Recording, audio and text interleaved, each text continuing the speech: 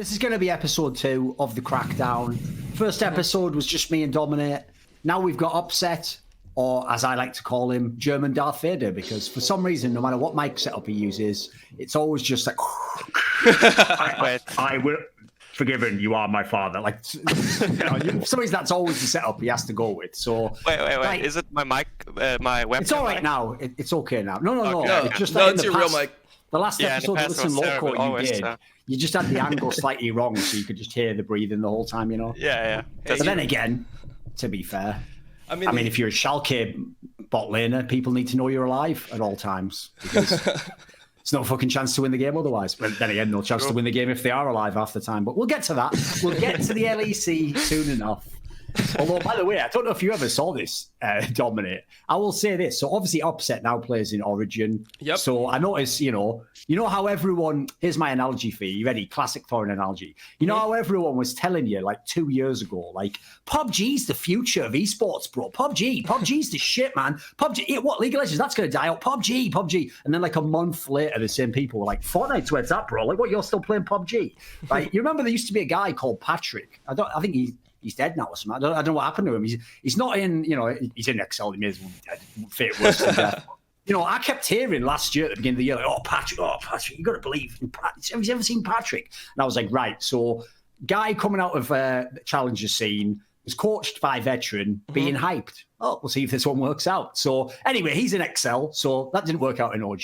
And now it's Upset's turn to follow the same path. Man. And now he's the OG ADC. To be fair to my boy Patrick there, he's actually, I think, the best part of that team. He is the best part. He is a good player. Like him and Cadril, I think the XL just pisses me off so much because the worst 2 players on that team are both of the Korean imports.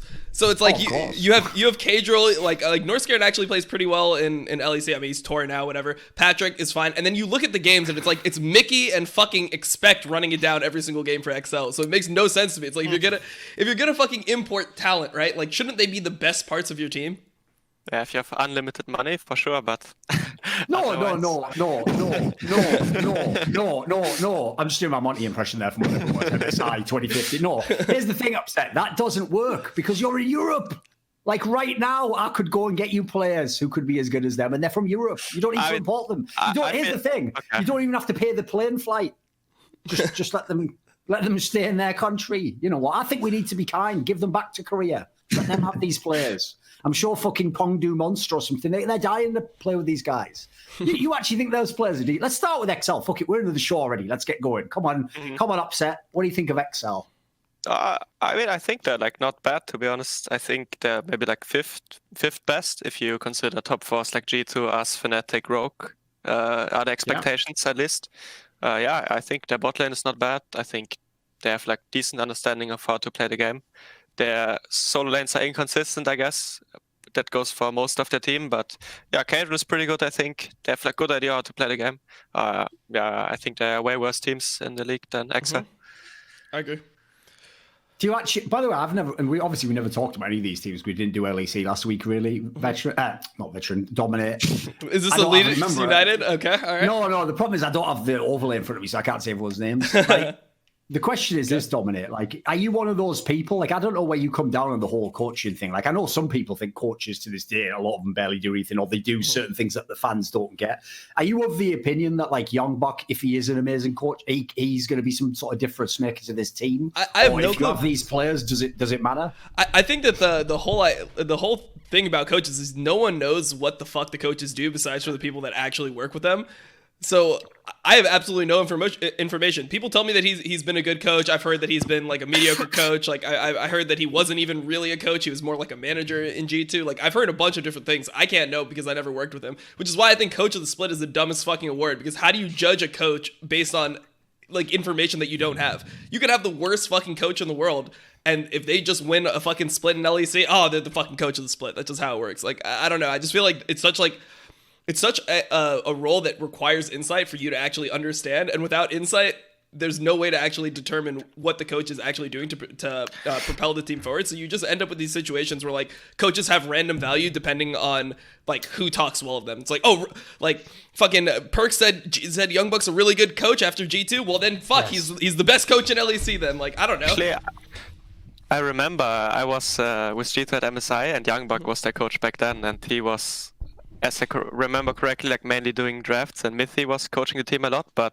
that's like 3 years ago. I think he seems to have developed a lot since then, and I think he seems to be a pretty good coach from the outside. I think like the stigma of him like not really being a coach and just like a manager was like from way back in G2, because they had like someone like Mithy, who obviously is now Fnatic coach. Yep. Yeah. He's the coach. Well, if you think about it though, that makes perfect sense, because if by your logic he wasn't that much of a coach, like Mithy was mainly doing it, he just had the best seat in the fucking house to learn, didn't he? Like that, I'd pay $300 an hour for that. He's just sat there listening to a really good coach going, yeah, I should probably do what he's doing in a few years. And just about in-game stuff, I feel like coaches in general, it's really hard for them to actually know better than players like what you should do in-game specifically.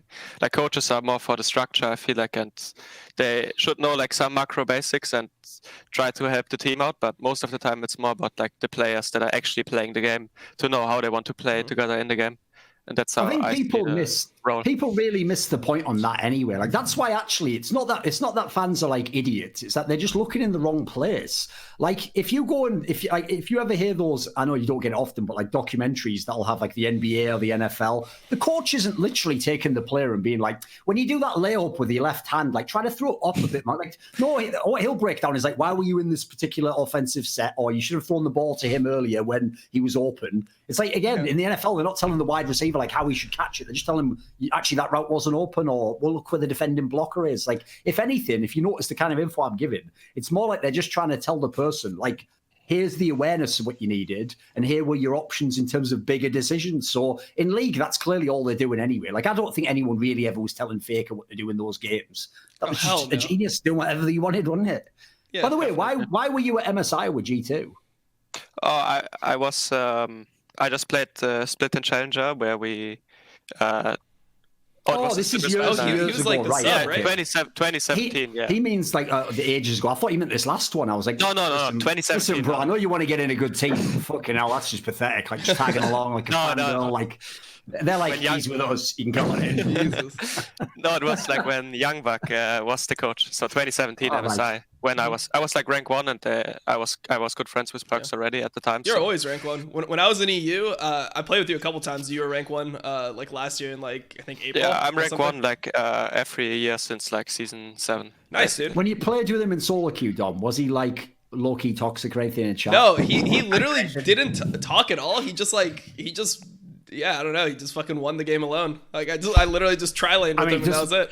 To be fair, that was his career for the last 2 years, so I guess he was used to it. He was like, right, just shut the comms down. Yeah. You guys just try not to die. I'll do what I'm going to do. So he had Trick as his jungler, so he was used to playing with players with no mechanics. So I was able to fit right into his philosophy right there of how the game should be played. My type of jungler. Yep. A good dog. Yeah, I'm a good dog, brain but no fingers. That's what Upset wants. No, that's not what I want. That's what I had. Maybe. Who knows? Okay, maybe. Thing is, Trick actually living up to his name was a one-trick jungler, because all he did was trick a team called G2 into thinking that he was actually a really good jungler, and they let him win a bunch of championships with him. He was just, he's a player that I respect, because I feel like he's just like somebody that brings like a good positive team environment. Like I feel like he's a good teammate, right? Like he's someone that always has your back and will do what's best for the team. So that's just my interpretation of him, just like how I've seen him in clips from when he was within G2, like when he's within Schalke. I feel like he's somebody who like your teammates feel like comfortable in the game with, like that's it's like a European meme. If someone's like really bad or like not that good, you just say he's a really nice guy. Yeah, of course. But he's actually good. I think he knows what he's like. He's smart. He's smart. He's not Jankos, but he's pretty good. My girlfriend's got a friend she wants you to meet Upset. She's got a great personality. Like she's really cool, down to earth person. She cooks. It's like, Jesus, get to something, please. Like I'm desperate. I'm out. Like I'm gonna do anything on Friday. No, here's the thing though. Is it true? Obviously, the problem with junglers is they just get divided in 2 boxes. People either think they're all like mechanics wizards or they're all super brains. Usually the people who like him try to imply he's like a smarter jungler or something. Is that accurate? Yeah, no, I think he's smart. His mechanics are like not the best in the world, but he's not like terrible. I played with worse mechanical junglers than this, for sure. Here's a fun topic. All right, tell us who it is, dude. Who are the worst? Who's the worst? Who's the worst jungler you ever played with? Pro. It's got to be Pro. No, I mean, amazing, I guess, was like really Yeah, bad. God mechanics. damn. Like, Yeah. I mean, but Justin, like, he was really good, I think, like, season 4, season Yes, 5, maybe yep. season 6. Yeah. But, like, after, he was really good, Sejani. And he's a nice guy, I think. He's a nice guy. All right, good. No, good, he's good. actually not. No, he's pretty good in terms of, like, knowing how to win the game at the point in this meta. But then Hey, the meta changed a lot he was good. after season 8. He was good for the team that you were playing on. I felt like he was exactly what your team needed. Your team didn't need more mechanics at that point. You just need a jungler that can like actually play the fucking early game and like get you a lead. Like he knew which lanes to gank. It wasn't like he was just AFK, but I mean that meta was fucking Skarner Sejuani, dude. Skarner The problem Sejuani. was just it was like after playoffs was Sejuani, Trundle, Skarner, and he was really good at these champs, and we had like a great idea how to play as a team. We went versus Fnatic in the finals, was like pretty close, I think. But then the Worlds patch hit, and you guys remember Season 8 Worlds? It was like Aatrox, Akali, and like really early game focused jungles, and this kind of screwed us over for the Gauntlet, where G2 was playing it a lot. So he was kind of meta dependent when I played with him. That's how I felt, but I'm not sure. No, he was still meta dependent last year because last year he played with 100 Thieves and it was the same thing. Like he was really good on Skarner Sejuani. You just Jarvan too, yeah. Yeah, Jarvan too. You just didn't want to get to like if you get into the fucking Nidalee, Lee Sin, like Elise meta with Amazing, you're gonna be screwed. What about this? I've thought of a fun topic we could do. Obviously, like by default, I'm not usually going to suggest topics that aren't that are outside the pro scene, that are about the game or game balance. It's just not my world. Quite frankly, I don't think League of Legends is that good. I could rant for a fucking hour about this shit right now. It's a good one though, because I feel like right now we've got the perfect discussion set up. Couldn't have done it better. Because if there's two sets of crybabies in the world of League of Legends right now, it's junglers in season 10 and it's the ADCs in season 10. So listen.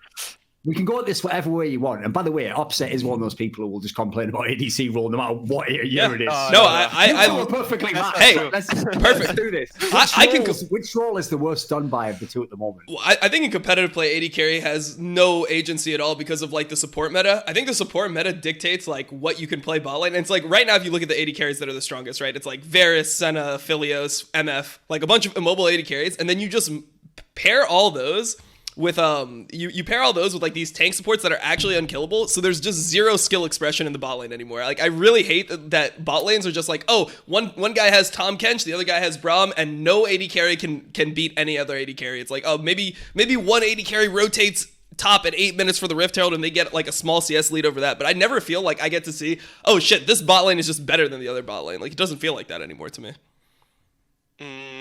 Well, I mean, there's still definitely differences between a good bot and a bad bot, but I get what you mean. The meta's kind of stale with Leona, Nautilus, Braum, Tahm Kench. I would agree. The AD carry meta as well is like a bit boring because all the ADs are very mobile and very reliant on other people. Till you have like a lot of items. Like when I play like Senna and I have 4 items, I can actually carry really hard.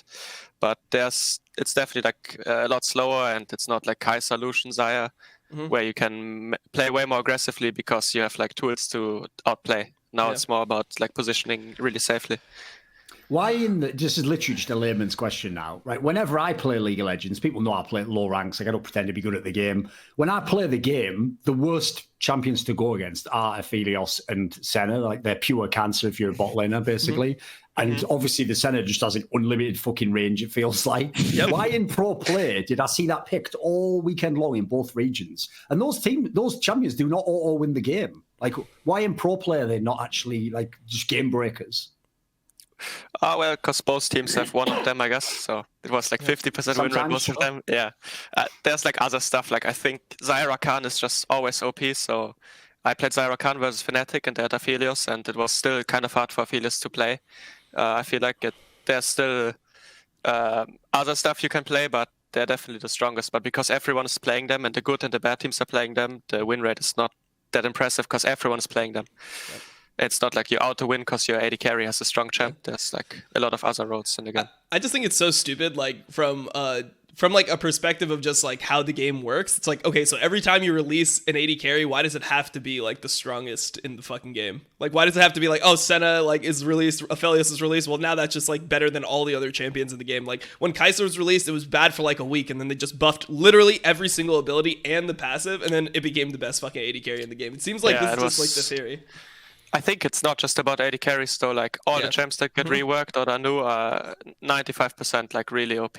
I mean, it started in season 8, I think, with like the Akali. Zoe was super OP when she came out. Like for a long time, Riot is just making new champs and making them super unbalanced. Yumi was like perma-vent. Akali, Irelia, Arthur, all of them when they were reworked. It's not about AD carry. It's just like Riot's philosophy on making new champs that are like just can do way more than the old ones. Yeah, I saw someone on Reddit actually made a pretty good point about the Aphelios one, which is it's hard to even gauge how OP that champion is from like the damage stats and all that sort of thing. Because the biggest problem with that champion is if you don't play ADC and you've never played that champion, it takes you about 50 games to figure out what the fuck he's doing. Like, what different path did this guy go down? You literally don't even know what the guy can do most of the time. Like, the knowledge burden's nuts compared to most normal champions. Yeah, definitely. I mean, I had to like make a presentation for my team. I felt like because the way Aphelios PowerPoint. Yeah, because the way Aphelios was killing people was like a bit crazy. If you actually understand the champ, but it's especially for a casual player, like my brain would explode if I would have to learn so much and play. But yeah, it takes a lot of time. I don't like this approach too much, to be honest. The way they designed it. I think the design is bad because it's so unintuitive. Like, you kind of want to be able to like be playing League of Legends, like understand what is happening, like when you're getting killed. Whereas like when you play against Aphelios, like the first time I played against Aphelios, I actually have a clip of this on my Twitter where I went to try to clear a pink ward in the bot tribush, and there was a turret there, and I immediately walked away from the turret, and I didn't know that meant that he could just fucking auto me from across the map, and he literally just killed me from his bot lane tier 1. And he was one item. He had a BF sword, and I was Rek'Sai. I was level 8, and he literally just one-shot me from walking into the turret. Where it's like, oh, like, how the fuck are you supposed to know if you've not played the champion and you don't know like all the abilities that the turret attacking you extends like the auto range? Like that just makes no sense to me. You know? Yeah, it makes it global, and the weapon that puts the tower down is like the shuriken weapon. Yeah, so, and it one-shots you. You get more shurikens the more times something hits you with a second weapon, and the tower is like the second weapon you have. So if you get hit like 3 times, he can kill you. My eyes are already glazing over. Just right now, Dom. I don't even think I got half of that. I want to see that PowerPoint presentation. It sounds it's pretty good. Productions presents the new. Like, I bet at the beginning, right, it just has a totally unnecessarily like page before you even get. He goes, right, I'm going to show you guys a presentation. He goes, oh, sorry, yeah, just a disclaimer at the beginning. Like, I don't know if my jungler's aware, but like, there's 2 people in the bot lane, so that's 2 kills if you come and gank that role. So just thought you guys might like to know. Anyway, on to Aphelios. Yeah, come on. Too bad one of the champions. Too bad one of the champions in the bot lane is like a fucking Leona with a stone plate, and it's never being able to be killed no matter what you do. By the way, listen, I know you've spammed some of these. Actually, that's actually probably how we could transition this talk into the jungle aspect, Dom, because one of the areas that ties into this topic is that the strength of those supports. I know I've seen you and a few people post loads of those amazing clips where like the jungler comes in like even level, exactly. And it's like a scenario where it's like Lee Sin versus Nautilus. You think, oh, he's going to fuck it up early. He's doing great. And then they just get completely owned. It's like so depressing. Oh, no. Like I've played Qiyana jungle. Like if I play Qiyana jungle and the enemy has Leona, I know can 1v1 me at like any point. Like that is just part of the fucking game. It's like, yeah, I can't go anywhere near him. Like he will actually just kill me from full health. Like, I don't know, man. Support seems so fucking overtuned. I feel like that is the thing that I hate so much about support right now is it doesn't feel like the support needs to play well to get to the point where they get strong. Like they just get strong and tanky for absolutely like no reason. It's like, oh, he just sat with the fucking AD carry in lane, watched the AD carry farm, and now he can just 1v1 me, even if I have kills, even if I have items. Like that shit just makes no sense to me. Yeah, support is broken, I agree. No, it's actually broken. It's fucking broken. No, I mean, I can give some more insight, I guess. I think the Aftershock nerfs were supposed to make it like way less good because they reduce the resistances, I think, but they made it way lower cooldown. So now you can actually trade a lot more often if you want to. And I don't know how these champs are like so tanky, and also jungle being like low level really doesn't help jungle to be like stronger than support 1v1. But I don't know, like they should have nerfed these champs like so long time ago. Even in the bootcamp in December, they were like perma OP, but I don't know. I don't know how they're balancing the champions.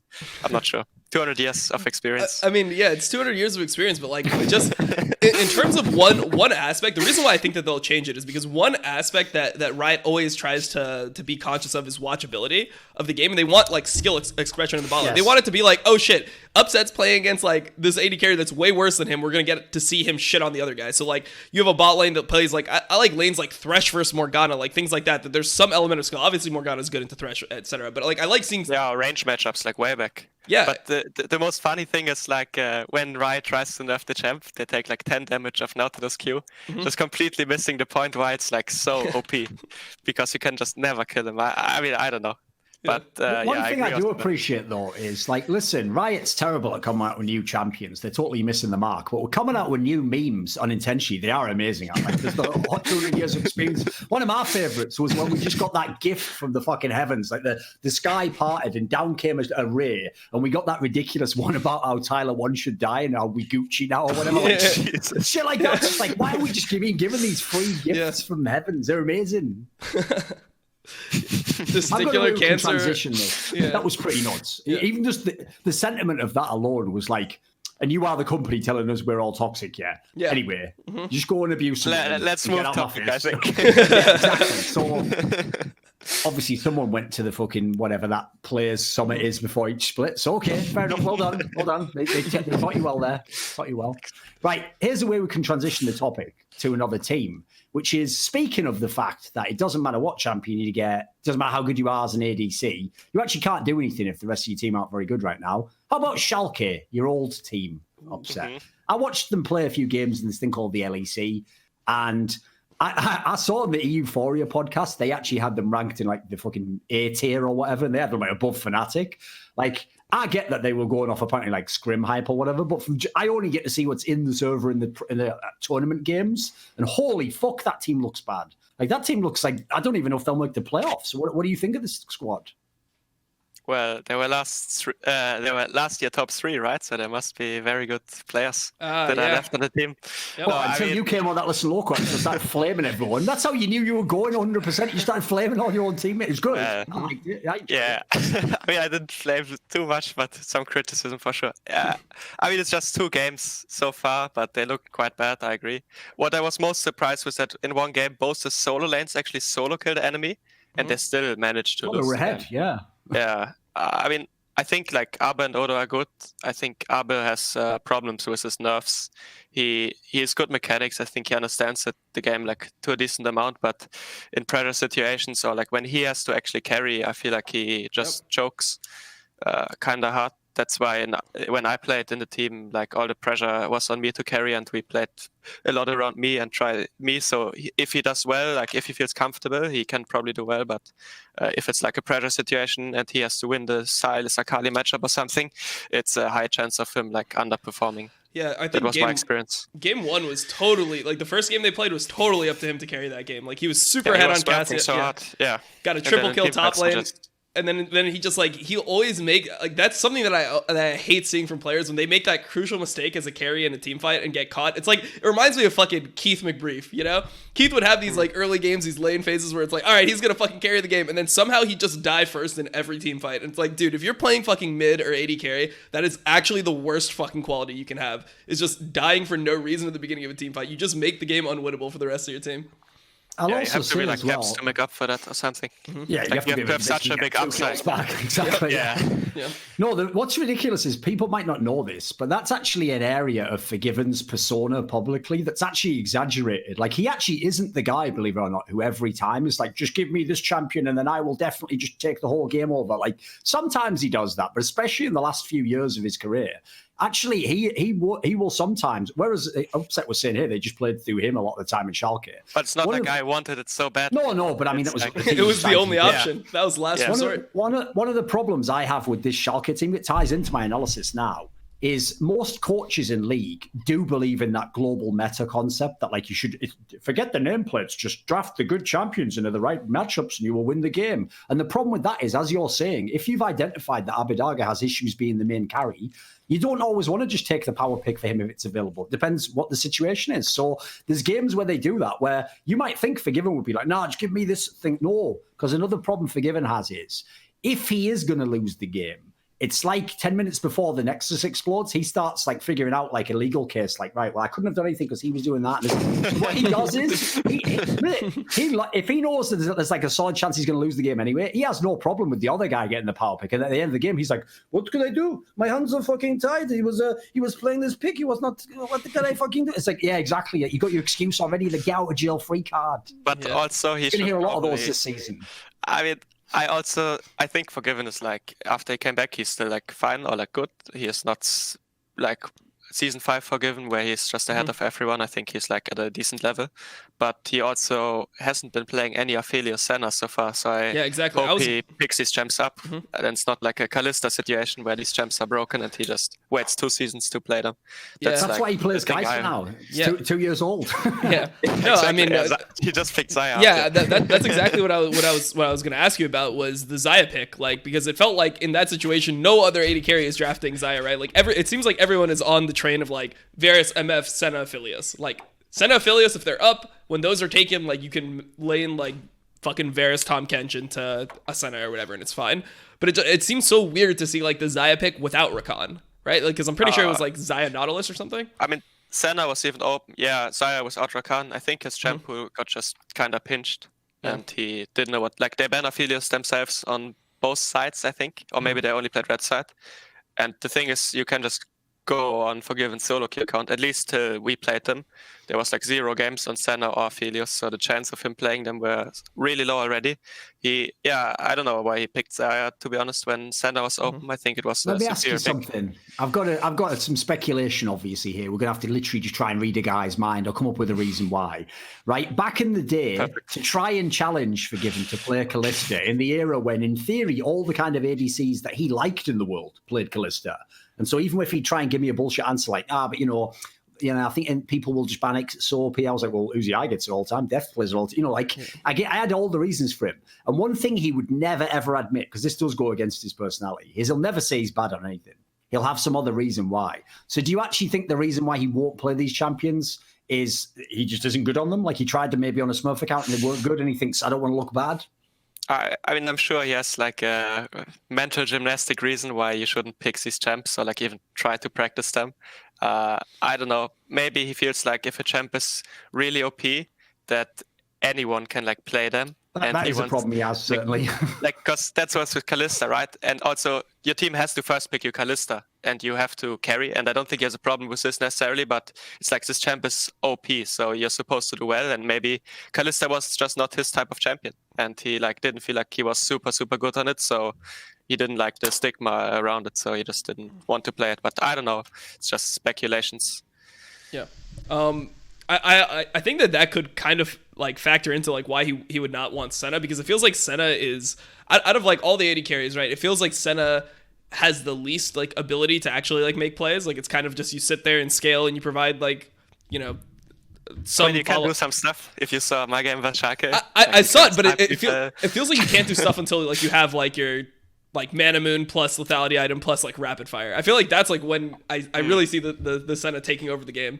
But yeah, that's kind of true. It's like still team dependent, but it's just strong all around pick. Like it's kind of OP because you have a global ulti, you have super good scaling, you have good laning phase, you have CC, you have a AoE invisibility. God, that thing is so cancer. Oh, you have an AoE snare that's also like can insta proc. You have like really good pass. I mean, I don't know. It's just like it just feels like a more supportive champion. This is how you know it's another. This is how you know it's another broken champion, because as he's listing those like abilities, you're waiting for the fucking list to end. It's going like, how good to have like 7 abilities or something. He's like, oh yeah, and I forgot on the E, it's also got like invisibility. Like, oh, is that all it's got on the E? Is it then?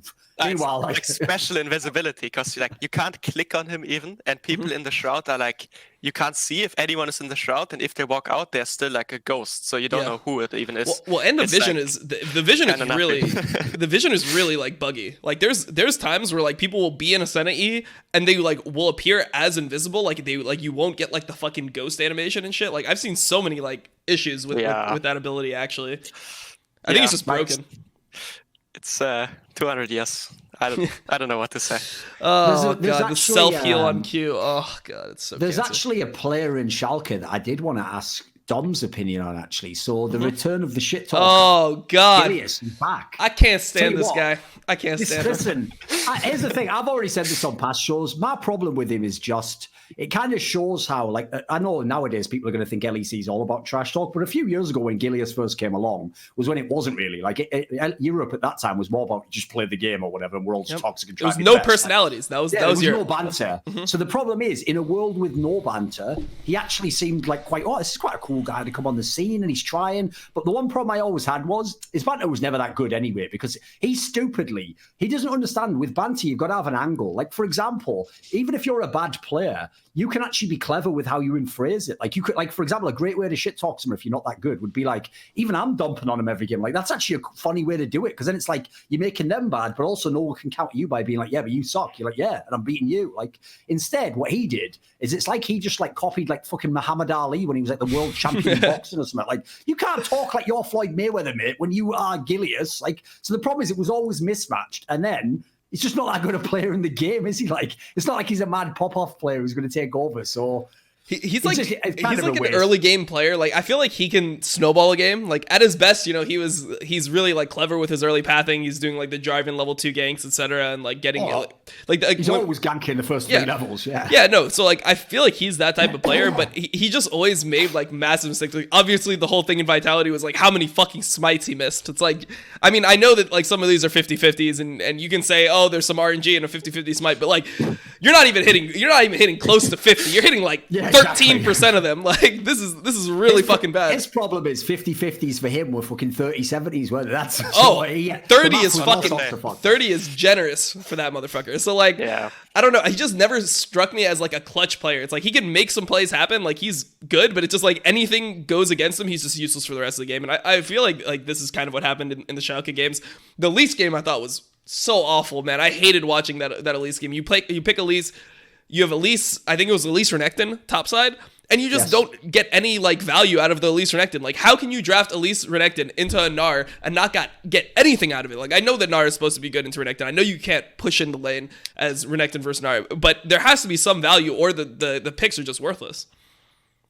So I'm not a fan of like the way that they set him up, or like his idea of snowballing the game. Also, I feel like this meta is pretty bad for him, because like, I mean, I guess you could make the argument that since it's just early ganks and then you fall off regardless, it's bad. But I feel like for him, like, he needs to be able to do something like standard in the game. Like, he needs to be able to engage. He needs to have like some job. And like right now in jungle, it's like, oh, you're a dog. Like, you literally you play the first 15 minutes and then you can't even walk up. You get 2 shot by every 80 carries. Senna has like 9,000 fucking range, autos you from across the map, your health pool is gone, etc. I feel like he's just not like good at team fighting inherently. Like, he doesn't really know how to like position in ways where he's going to like not take damage. It feels like he's just the jungler that will get ahead and then just die first every single time. So like in this meta, it's like, damn, you're fucking 2 items at 35 minutes. You are just like inting the game after like the first 15 minutes, which I think is such a bad meta for a player that like doesn't have that consistency. Let's move on anyway, because Schalke, there's only so much you can say. We'll see how they do next week. We'll see if they pick it up. Yep. So why don't we talk about upset team? Why don't we talk about Origen? So obviously the main name in your team that had all the off-season discussion was Destiny, the OPL player that got brought in to be your support. Can you now you've played a bit with him, can you give us some insight? Tell us something about him. Play well. I was pleasantly surprised by his stage performance, I would say. I didn't feel like he was nervous. I felt like he had good communication. He was playing like he was looking for plays always. I was pretty happy with it. The off season, it was definitely a surprise as well for me, because I never heard of him, obviously, because he's from a region I never watch anything of. But I played some duos with him, and there were other candidates, but our main focus was getting me, obviously, and a really good jungler. So we were looking for like a talented support that we could get for like it was just a lower priority for us to get a really good support. So we tried to find someone that would suit the team well, like what we would need. And we thought like he's good at engaging, at least in his region, and he's good at making plays and stuff. And he was way better than the people he played against, at least. So it was a good try to take him, I think. And yeah, so far it has been working out. Obviously just week 1, but I'm scrimming with him. I don't really have any problems playing with him. I think, yes, he's learning quite fast, actually. Yeah. Okay. I was What about- yeah, go on. I was pretty impressed with Destiny's performance. I mean, the thing that I thought was pretty funny in the like Origin game, the second one, I think, the one where he played Nautilus, was it felt like the support is a better jungler than the actual jungler at that point. Like, he's roaming level 7, and it's just like, damn, like, this motherfucker has a stopwatch. He's impossible to kill. He's got like 5 CC abilities. Like, damn, this guy can actually carry the fucking game, dude. I want to be able to do that shit. Like, he's flashing over walls. Like, I don't know, man. It was... Hi, you should just watch some Xerxes, I think. He played pretty good too. Yeah. And he's a jungler. Xerxes played well, and what did he fucking build? He's like, okay, I got my Zanyas and my Runic Echoes, and now I'm building a fucking Twin Shadows, because that is all I can do. Maybe we can see them a little bit earlier. That's all he can fucking do in this game. So it's so depressing seeing, like, what the fucking role has devolved into. I mean, I respect Xerxes because, like, I'm going to complain all the time, right? I'm a complainer. So when I complain, everyone's gonna fucking take it with a grain of salt on Twitter. They're like, Dom's probably just bitching about something. He's always bitching, whatever. I love that he fucking went into the Riot interview and was like, yeah, this game is pretty shit to fucking play. Like, I wish I could play the game past 15 minutes. Like, I love that shit, man. Like, that was like, thank God, dude, you're doing the fucking role justice, man. Because right now, it is fucking bad.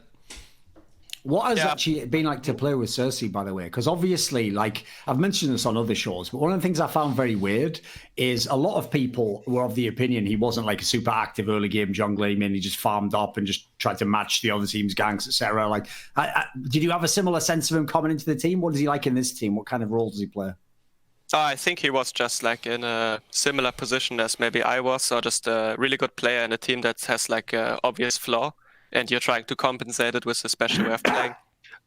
So he, especially in like the old Unicorns days, he was like power farming a lot and just trying to get himself fat on like weird pocket picks and a bit in Splice as well. But actually his stats were like very, very good last year in early game. He was, I think, the best or second after Jankos in Splice even. I think playing with him so far has been really great. He has a great attitude, and he understands like when he should pressure, when he should farm. He's making really smart decisions, and he's getting along well with Nuke too, which is really important for the team. So yeah, I'm pretty happy so far. What do you think, Dom? Yeah, I mean, I think he's always been a solid player. I always thought he was impressive, even from his first split in Unicorns. I just always thought he was good. Like, I like junglers that understand efficiency. It just seems like much more stable than somebody like Gilius, because it's like you're not going to be able to find early ganks every game. So you need to be able to like balance farming and like map pressure and like doing drakes. And it felt like he had like he was just a very balanced jungler. Like, he knew what he could do at all different stages in the game and would just try to like take the best option out of it, where I feel like some junglers aren't even aware of all the things that they could possibly be doing. So I've always thought he was good. I mean, I think Origin's roster is like pretty fucking stacked as a whole. The split, like, I don't think there's the only player that was like a question mark was Destiny, obviously, and he seems to be playing fine as of right now. I mean, it's only week 1. But yeah, I mean, I think Origin should be like contesting for top 3. Like, I would be really surprised if Origin doesn't end this split top 3. And just to even take Upset's own words, like, to be fair, Destiny did just play Zaya Vatan first game, and then second game he was unkillable on Nautilus. So we're waiting. We'll see. We'll wait till he has to play support, and then we'll see how good he is. Exactly. Let's see some fucking let's see some fucking Thresh, Morgana, some Blitzcrank, some shit like that, and then we can judge how good a support actually is. Put it this way, he did good on like the little kids ride at Disney where it's on the train tracks and you're just going along like that. Like, he was doing well. He stayed inside the car. He didn't put his hands outside the car at all. Didn't get his head chopped off by the top of the castle. That part was fine. But let's see when he actually has to be opened up to the world. So what about where do you actually come down, Dom, on how good Origin as a team could be? Because I noticed when people were doing their preseason rankings, a lot of people were like super nervous about the team, maybe because even the last Origin lineup had a good lineup and obviously shit the bed completely in the summer. Like, where do you come down at? Like, how good should Origin be, do you think? I mean, like, at minimum, it has to be top 4. I think in LEC right now, like, just looking at it, I guess Fnatic had a kind of shaky showing, but I would think that it would be G2, Fnatic, Origin, and Rogue. I think that those are the best 4 teams, and I don't really think that there's like that many teams that can challenge. Like, maybe Mad Lions is actually as talented as everyone says they are, and like I mean kha'zix looked good. They look solid, I guess, but I don't think that they're going to be able to contest for that spot. So I mean, we saw how Schalke looks. Like, I don't think that they're going to contest either. I really think that that's like a pretty solidified top 4, at least going into the season. I mean, who knows? You know, some of these teams could collapse. Like, maybe. I mean, I know Nukeduck teams normally like underperform, right? That's always been the thing. Nukeduck is like supposed to be the hero of the world. Every time that I've talked to any LEC player about Nukeduck, they always have said, like, even when he was on like Rockat and shit, and he was like at the bottom of the table, people were like, yeah, he's just one of the best mid laners in EU. That's everyone's in Europe, that's always been their perception, but I just haven't seen him like actually exceed expectations ever. So, I mean, he was in 2 finals out of the last 3 splits. How many did he win? How many did he win? Yeah, but I mean, the finals were those Look were at the teams he played against, to be fair. No, I won't look at the teams he played against because his teammates weren't shit. First of all, you were one of them. So shut the fuck up. Secondly, the Origin lineup was bad, was it? That was fucking legends. What are you talking about? They were playing against a role swap player. Yeah, that was one final. Then we can go back. There's all the other ones. Like, at the end of the day, it can't only be your teammates' fault. There's a great I'm not saying it wasn't even his teammates' fault, but I don't feel like he underperformed against Caps when I was watching the games. Like, you have to judge. He was game all by right game. in that one. Yeah. He was all right. Here's the I mean, thing, that was a fucking 3-0 though, wasn't it? Wasn't that just a brutal fucking series? You've nailed it. No, right I mean, there, like when I upset. played with him, I don't remember the G2. You've nailed G2 it right was there. There's the problem with Nukeduck is it's never Nukeduck's fault. But the problem is, if he was as good, I'll tie it in for you. As Dom was saying, if he was as good as people said he was, sooner or later he'd be the best mid, or sooner or later he'd win the finals. Like, my problem is more, except for the Schalke one, actually, most times he went into the finals, he had like at least the second best lineup and was maybe considered like, even if the other one was a favorite, it was a slight favorite. You should have a chance. Like, I know now everyone's going to go, but G2 3-0 coming into that one, it was supposed to be OG was the brain team that was going to beat them that way. Like, they were actually the team who had a chance against G2. And fair enough, but like, I just remember the final I played with him, and it was more like support jungle difference. I felt like when in 2018, because they had Hilly and Broxer, and they were like really, really playing well. I didn't feel like Nuke underperformed. He was like solo killing Caps half the games. So I don't know. I guess. I feel like he was never like the favorite, but yeah. Here's my take on it, right, is the way you nailed it is right there, Dom. The problem is this: when he was in the bad teams, like you're saying, obviously fans will just think he must be shit. It's like, well, no, he's always been an above average mid laner as far as I can tell every time I've seen him play League of Legends. The problem is I've always thought he's like right on the borderline. Like, you know, whenever people talk about EU mids, like the great EU mids, you can go down the line. Like, you've got like Bjergsen and Expeke and Alexej and Frog, like all the legendary names. If you make like the Mount Rushmore or Hall of Fame, he's the person where if we were doing like the Hall of Fame like entrance thing of like, should this guy be eligible? It's like he'd be right on the borderline. Like, should he be a Hall of Famer, or is he like just out? Did he just have or as the joke goes in America, they say, or is he in the Hall of just very good? Like, the Hall of Fame is supposed to be like you were a legend, like a truly great player who like changed the game, like was just absolute like potential best player in your role. I think he's always just on the line for me. You said Bjergsen. You think if Nuke went to NA in season 3, he wouldn't destroy everyone absolutely? That was actually my opinion of Nukeduck before I saw the later years. Is I always thought him and Bjergsen were basically like the same player as far as I'm concerned in terms of level when they were both in Europe, and that was like their first splits actually. Well, second technically, I guess, for Bjergsen. But I always thought if he'd gone to NA, maybe it could have been different. The problem is that didn't happen though. So I can't like listen. I don't know. I don't think he would have had Bjergsen's career. No, here's the problem, right? The problem with that is, first of all, Bjergsen's a bad example. Maybe compare him to Jensen or something, because Bjergsen did win like $1 billion. No, I would compare him to like Caps or Perkz. I wouldn't compare him to a player that went to NA, to be honest. Like, in terms of legacy. The point I'm making is, yes, he might have gone and done all that, but he didn't. So I can't give him the attraction. No, I'm not saying you should give it. I would just compare him to EU players, because he always played in EU. Yeah, but I mean, I think in Europe, like, I always expected more of him, and then I was always let down. Like, in Season 4, right, for example, Season 4, like, if you remember what happened in his career, right, like, he was on that Lemon Dogs team, he for some reason was not in the LEC, or he wasn't in EU LCS the next split. NIP he at the time, and he's playing NIP, right? And I'm like, okay, well, if he's supposed to be one of the best mid laners in Europe, and you're playing fucking Challenger Series, like, and your support was Mithy, you had like Mithy, Freeze on that team. Super team, yeah. You have a fucking super team. Like, Ku was on that team. Rest in peace. Like, he was fucking supposed to be the superstar jungler of like EU. Like, at that time, people were like, this Ku is the best jungler in Europe, but he's just too young to play LCS. That's what like the story was. So you have that team, and you can't even qualify to LCS. Like, you just missed like you just lost the series 3-0. I mean, I can name you like many players that are like great players that were like in relegations or even got relegated, which turned out to be like insane players later on. Like BDD, Rookie was hard stuck in no playoffs for like a long time. but I'm not even here to like defend Nuke's like legacy or anything. I Could have can fooled tell me. you. Could have fucking fooled me. I thought you were the fucking. Aren't you like the fucking defense lawyer or something? No, I mean, I just. Your Honor, I have that thrown out. He's trying to actually bit the witness. Like the fuck, like I'm trying to make a point. I mean, I'm pretty happy playing with Nuke. Here, I'll summarize it like You this. should be. I'll make it concise for you. Here's the problem Nukeduck has, like I said, is that it's not that I'm a hater. I actually think I'm a fan of the guy. I think he's a really good player. In fact, much like Veteran, I love mid laners who love to side lane. I think it's one of the strengths that Europe has that actually very few other regions have, if you look at how League of Legends is played. My problem is this. I think if you go to any split in his career, he was probably the second or third best mid. And the problem is, especially in Europe, I made this point in the past, the worst mid laner to ever win EU LCS or LEC was Febervan in his prime. So I'm sorry, being the third best actually doesn't get it done in Europe. Like you have to almost be the best. That's just the way our region works, mate. Yeah, fair enough. But anyway, maybe you can get him one now. Maybe you can get him a little chip. Yeah, he seems pretty motivated still. I think you're going to win this. I don't know. Right?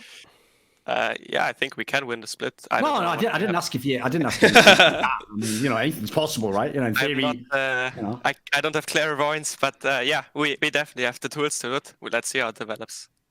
Okay. Yeah, we will win the split, Thorin. There you go. Right? There it is. There it is. I He didn't says it make you right say here. anything. I'm just seeing if you're going to pussy out from it or not. No, it's week 1, but yeah, we will see. Yeah, It's so much. perfect time It's to so say much. it. It's Then so you much look like a easier. legend. It's so much easier to say you're gonna win the split if you've already won a split. Like before I never won a split, right? So I would have given the same fucking answer. Like if you asked me on TL, right? Like even when we fucking won regular season, are you gonna win this split? And I have like Piglet and Phoenix on my team. I'd be like, yeah, I think we have a chance to win the split. Yeah, we could definitely do it if things line up. No, we're not. Yeah, gonna I'm just like not focused on like winning finals yet. When right now it's week 2, I have 2 opponents that I focus on. We play with G2 and Rogue, so All right. that's actually a good game. That's gonna be fun. I think that should be game of the week for sure, right? Our schedule is like very stacked. We play Fnatic, G2, Rogue in the first 2, and then we play with like the rest of the teams. So, yeah, pretty exciting. I actually really like Rogue in general. I just feel like that's like just an exciting we'll go to that European next. team to watch. Yeah. The thing is, though, like the reason I'm just checking is because like everyone wants to bill you as the next Forgiven. I'm just saying, I did watch the gauntlet. What? and, No, look at his hair. He's good. I mean, this is like such a bullshit point, no? Like, I saw No, the he's- gauntlet, I actually made it further than Forgiven in Europe in like the playoffs. He never was in the final even. I was third. Yeah, congrats. I mean, How did you do at Worlds again? I wasn't at Worlds, fair enough. Oh, my bad. Sorry. But I also didn't play with Jankos and Primo. No, oh right. Yeah, sorry. I see Nukeduck's taught you, right? You just list off all the players and they're all shit, etc. So you were in a final of LCS. No, with I'm Forgiven, not right? But all the comparing teammates myself suck. to So. Forgiven's achievements. Wait, I thought you wanted to be compared to Reckless. I thought you were just the new Reckless, but better looking and better mechanically. German Reckless. Yeah. That's just a good meme, I think. I mean, I don't know. Okay, I don't think about this stuff too much. Like, I mean, I thought from the way he was playing in the gauntlet, he wanted to be compared to the new Reckless. But what he forgot, the key mistake he made was Reckless plays like Reckless when he's got all the fucking Fnatic teammates, mate. Now you've got the Fnatic teammates, maybe you can do it. I'm just going to say, at the moment, it looks like you're trying to be my son. You're trying to be following me with that fucking coat. Like, that's my swagger. Why are you wearing that coat that I used to wear for like 3 years? I think that's the same one. Yeah, Origin can't afford AC either, so it's a fucking struggle these days. I mean, I'm not wearing it right now, but wait, what did I want to say? Actually, Probably some excuse about why you went back. I mean, I was top 3 with the solo lanes Forgiven is playing now, so let's see if Forgiven can get top 3 with. Except in the same era, Origin was garbage. So by your own logic, there's one extra team at least, and then Fnatic upgraded. It doesn't work that way. I'm sorry. It's not a 1-for-1. You know, I'd love to give it to you. Sure. Here's the thing, though. I beat Rogue. They just changed one player. My teams. I mean, I would argue that Ignar is better than Dreams as well, but sure. I think that's a wash, that one. They're both decent players. I feel like, it's more about like how you play with someone than if the level is like not too far apart. I think just getting on the same page is really important on bot lane. I have done well with all my supports, I think, if I got some time to play with them. Obviously, there's a skill difference, but it's like a lot about playing together. That's important for bot. Right, not anymore. You just play Tom Kench. That's true. Let's just go to the Rogue topic then, because I think Rogue's the most exciting team in Europe. I mean, Origen could be, we'll see. Obviously, it's first week. But if you just consider they did take all that hype and like momentum or whatever that fucking buzzword everyone loves from last year, it looks like it's still there. They look fucking bangers. And so if you could imagine a world where, I know Veteran always brings this point up, but he's not wrong. The amount of times that like rookies have gone to Worlds from Europe is mental teams. And even though this isn't technically rookies, they did play like a split and a half or whatever. To me, you're a rookie if you're even in his first 3 splits or whatever. Like, it takes a while before you're a proper, like, veteran. I'm not using rookie of the split fucking terminology here. So the idea, like, the question for me is that the talent's there, but I want to know, could they be champions? Like, are they that level of player?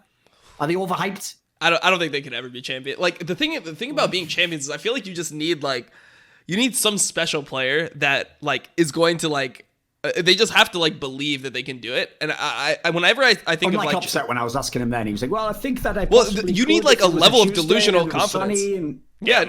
I think you need a delusional about himself when he plays in old teams. Apparently, suddenly he gets amazing. They all just get their little like fucking dwarves. To be fair, Upset was definitely the best player of like almost every team he's played on to this point. So that doesn't say much, though, does it? Yeah, that is like being definitely the fattest. That's like being the best looking waitress at Denny's, as the old line goes. You know.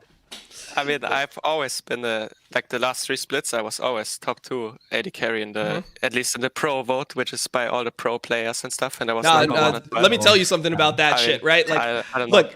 Back in my day, I was top 2 in those votes too, and I got all pro second team. As soon as you retire, if you didn't win a championship, people will just tell you were garbage your whole career. No, I mean that's the goal, obviously. Just so you know that shit doesn't actually matter. But yeah, I mean, obviously it's the most important thing for me to win, succeed as a team. Definitely. But yeah. I mean, my criticism of you last split was just like the Umayan was able to play everything, right? Like, he could play like the Yasuo and Syndra and stuff like that, which I perceive to be strong. I don't think it's that strong anymore. I think it was stronger back then. But I always just viewed you as like a traditional AD carry. You're like in the like reckless forgiven vein where it's like you guys just play like you're champions. Here's the problem. Yep. You Wait, just play your AD carries. You play your AD carries, but you don't want to play the other stuff. Sure, go for it. Here's the problem: is I already know what's coming. Because here's the thing, I don't think I'm violating anything here. Upset's a pretty open guy, right? When I myself have ever dared to tweet or say anything publicly about like, yeah, it's amazing how Perkz can play those champions. You have to understand, this isn't an act for the show. This is how he is in real life. Like, he would be messaging me like, you know that actually he's barely ever playing those. Like, if you actually look how many games he played them in LCS, this guy's unreal. It's like he's doing a fucking deep dive on the stats on like his enemies. Like, stop giving him praise. Like, so come on, give us the speech. Come on. But there's just a narrative about like these mages. And okay, season 8, when AD carries, like the base stats all got very nerfed, the AD carries were really weak. And I played Vladimir, I played Swain, I played Ryze, I played Kaba, I played Morgana in LEC, like on stage. I played all the mages. This is the funnel meta period, right? Yeah. This was the AD carry death meta. Yes. And then the meta switched to AD carry. And from then on, in Spring Split, people were like trolling a bit with the mages, but Kai'Sa, Xayah were still very OP. And obviously in my team, I want to have Kai'Sa, Xayah because they're the best champs. And I don't have Wunder, Jankos, and Caps. Caps. We've established that. No, I mean like back then, of course. Yeah, sure, exactly. And these champs are very strong in lane, some of them, and they're good combinations, but it's not like they were meta actually. And in Summer Split, Perkz had 1 game of Yasuo. And he played only AD carries, and in playoffs, same thing. He played 1 off-roll meta AD, and all I hear is, wow, they're so flexible, but he was only playing AD carries the whole split, and no one else is playing AD carries. True, but you have to factor in there that Yasuo was banned like almost every single game against their team. So he drew like 50 fucking Yasuo bans, so it wasn't like he wasn't playing, like, I think that he would be willing to... Yes. I think that he would be willing to play the Yasuo, but it was permanent. Wait. They play Yasuo Gragas, and you know what's Mickey's best champ? Gragas. Yep.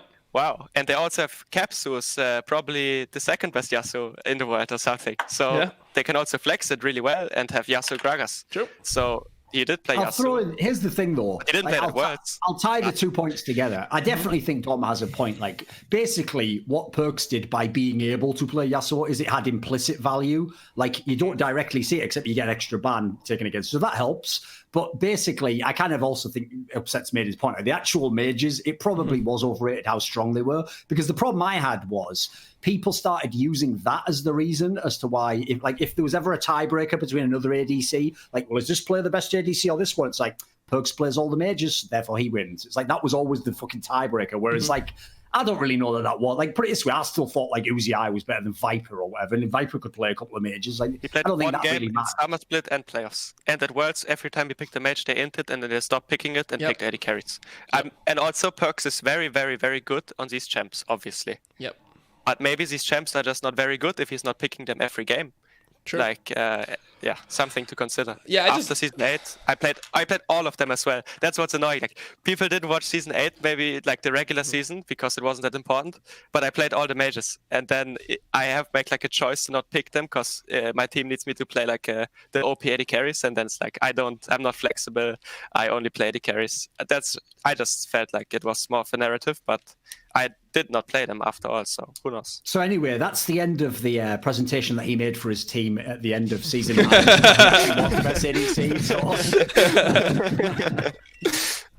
What about a spicy team? We were already on the rogue topic, so we didn't go into that at all. So where do you come down on it, Upset? No, I think they're pretty good. They upgraded the AD carry by a lot. Oh God! Everyone fucking flames Woolite, man. That guy has a rough go of it. I think it's justified. Of course, dude. It's exactly what I said earlier in the show about like he has that quality that an AD carry can't have, which is like, oh, you're just gonna get caught like randomly and lose your team game every now and then. Like he'll just get caught no matter what. Like Woolite just always finds a way to die. So yeah, I mean that's why he's back in fucking Ultra Liga. You know, that's just how it goes. Back to the post. This guy gets caught out there more than fucking Antonio Brown. But without the talent. Get the reference, but yeah, it's alright. It's just some sports bullshit, man. Yeah. So okay. Right. Here's the question though. Is, and by the way, it also doesn't help if you know American culture that, like, you know, the saying in American culture, Dom, is like they treated him like the red-headed stepchild. Go and Google a fucking Google image search on what Woolite looks like. That looks like he would be in the dictionary next to that, like a curly fucking ginger hair. Like, give me a break. He looks like a League of Legends Polish version of like Ronald Weasley from Harry Potter or something like that. That is who, that is who I see Woolite life as well. Yep. You know, but whatever. So, okay, I agree. I think Ansam is an upgrade over him. I do think people, like, I think the funny thing about League of Legends is if you give it enough years, unless you're someone, and Reckless is an obvious example, who has a really powerful narrative that just subsumes all of history, because you have your ups and downs, I feel like eventually you get, like, reasonably rated. So, you know, now people don't go crazy about Ansam. They just know he's a decent player, and he seems like he's decent enough for ADC, and if he has the right type of team, he's good. Because I couldn't handle it when that Misfits team got good at the end of, like, whatever it was, season 7, and people were trying to make, like, this guy was a fucking ADC god. It's like, mate, he's barely fucking learned how to be good in lane. Like, what is this shit? Like, now he's a pretty decent player. No, I think he's pretty good. I don't know. He has like a lot of fans, I think. So I feel like he's always rated a little bit higher than he should be. But I respect him. I think he has pretty good mechanics, good champion pool. I think he's a pretty good player. It's just so hard to rate a player like that after they fucking have a year like Misfits just was such a fucking train wreck that it's like all those players are just devalued. Yeah. Like he had 2 years where he made playoffs once and they finished 4th. Mm-hmm. But it's just that one Worlds performance got him so much. I don't rate players off like only the accomplishments. I rate them mostly of playing against them and watching them play. Mm-hmm. But it's more difficult if you're not a pro or even an AD carry to rate someone. But I think he's pretty good. Ooh, yeah. Cool. Well, we'll just listen to you then, I guess. But I don't know. I still have my own opinion anyway, so never mind. So all I'll say is this Upset, again, to get into your world and try and attack things from your angle, he played with Mickey X. Why wasn't he popping off for me? It's Mickey X. Yeah, I mean, he was popping off some games, but they're really good. They were really good mechanically at this point, but Misfits as a team, like, if they didn't actually get kills... Didn't they have fucking Senkucks on that team? Or some shit? Like... I mean, the mid was not bro, good. If you have Senkucks on your team, you're fucking doomed. Like, that guy just... Oh, man, I hated watching him play. I wanted him to be good, too. Like after that split and splice, I wanted him to be good. Yeah. Yeah, he's just a dirty enter. I mean, if you get to play with, like, Mickey, Alfari, and, like, Max Low, when he was still considered very good, I would take team. It sounded like it was a pretty good team. Years ago, obviously, yeah. Yeah, he just never reached the level of hype he was, I guess. But even though he had like all the tools, I felt like, except like the superstar mid laner, obviously. I don't know. Playing with Mickey must be really fun. He seems very good. Yep. Right, what about this, Dom? So what is your thought on Inspired? Because he obviously gets a lot of hype. Ooh. But I always, like, jungle is one of the roles I find the hardest to evaluate. So where do you come down on him? I mean, it's hard for me to tell, but from watching him, I just feel like he has a good idea of like I feel like this meta is kind of bad for somebody like Inspired, because like when I see him as like what did he come onto the scene with, like what did he bring to LEC in his first split? I viewed him as like, oh, he's the guy that actually plays AD Olaf, right? Like not many people were picking Olaf, and it was like on that team, it was you had to ban Olaf against Inspired because he would just take over the game with like this warrior cleaver Olaf, where at that point it was not heavily popularized. Obviously now everyone goes that build, but I think that he's just the type of player that like he has an idea of how to win the game. I feel like when they increase jungle experience, it'll be valuable to have somebody like that, because it seems like he's more of like the carry style jungler rather than like the, you know, Elise Lee Sin, like I'm gonna just try to like make early plays and, you know, I'll sacrifice farm for it. I feel like he's just like an efficiency based jungler. He reminds me of somebody that's kind of similar to like Xerxes, for example. Yeah, I think we should. Yeah, go on. I want to say like something about the whole team of Rogue, because they've definitely been getting a lot of hype, and I think a lot of it is justified. I think they're a very good team, but some people are just taking it like way too far. Because I knew the bot was coming. As soon as he gives a compliment, just get ready. It's coming, and right after that's just the second car of the train. I mean, because they're all like very new players, so obviously they can develop into great players, but it doesn't mean they will, and it also doesn't mean that the other really good players are not developing still as well. Like the game is changing, so you are changing as well, and you're learning new things. So I think they're like now for sure top 4 team, but I didn't really get too much hype in the summer split when they even lost to like you guys. Yeah, no, that was horrible. Yeah. And it was like a 3-1. I mean, I know Corki inted one fight, but God, Akali just inted like equally bad before, where he just got hit by a max range binding with everything up. So I don't know. Like I think now they're really good though.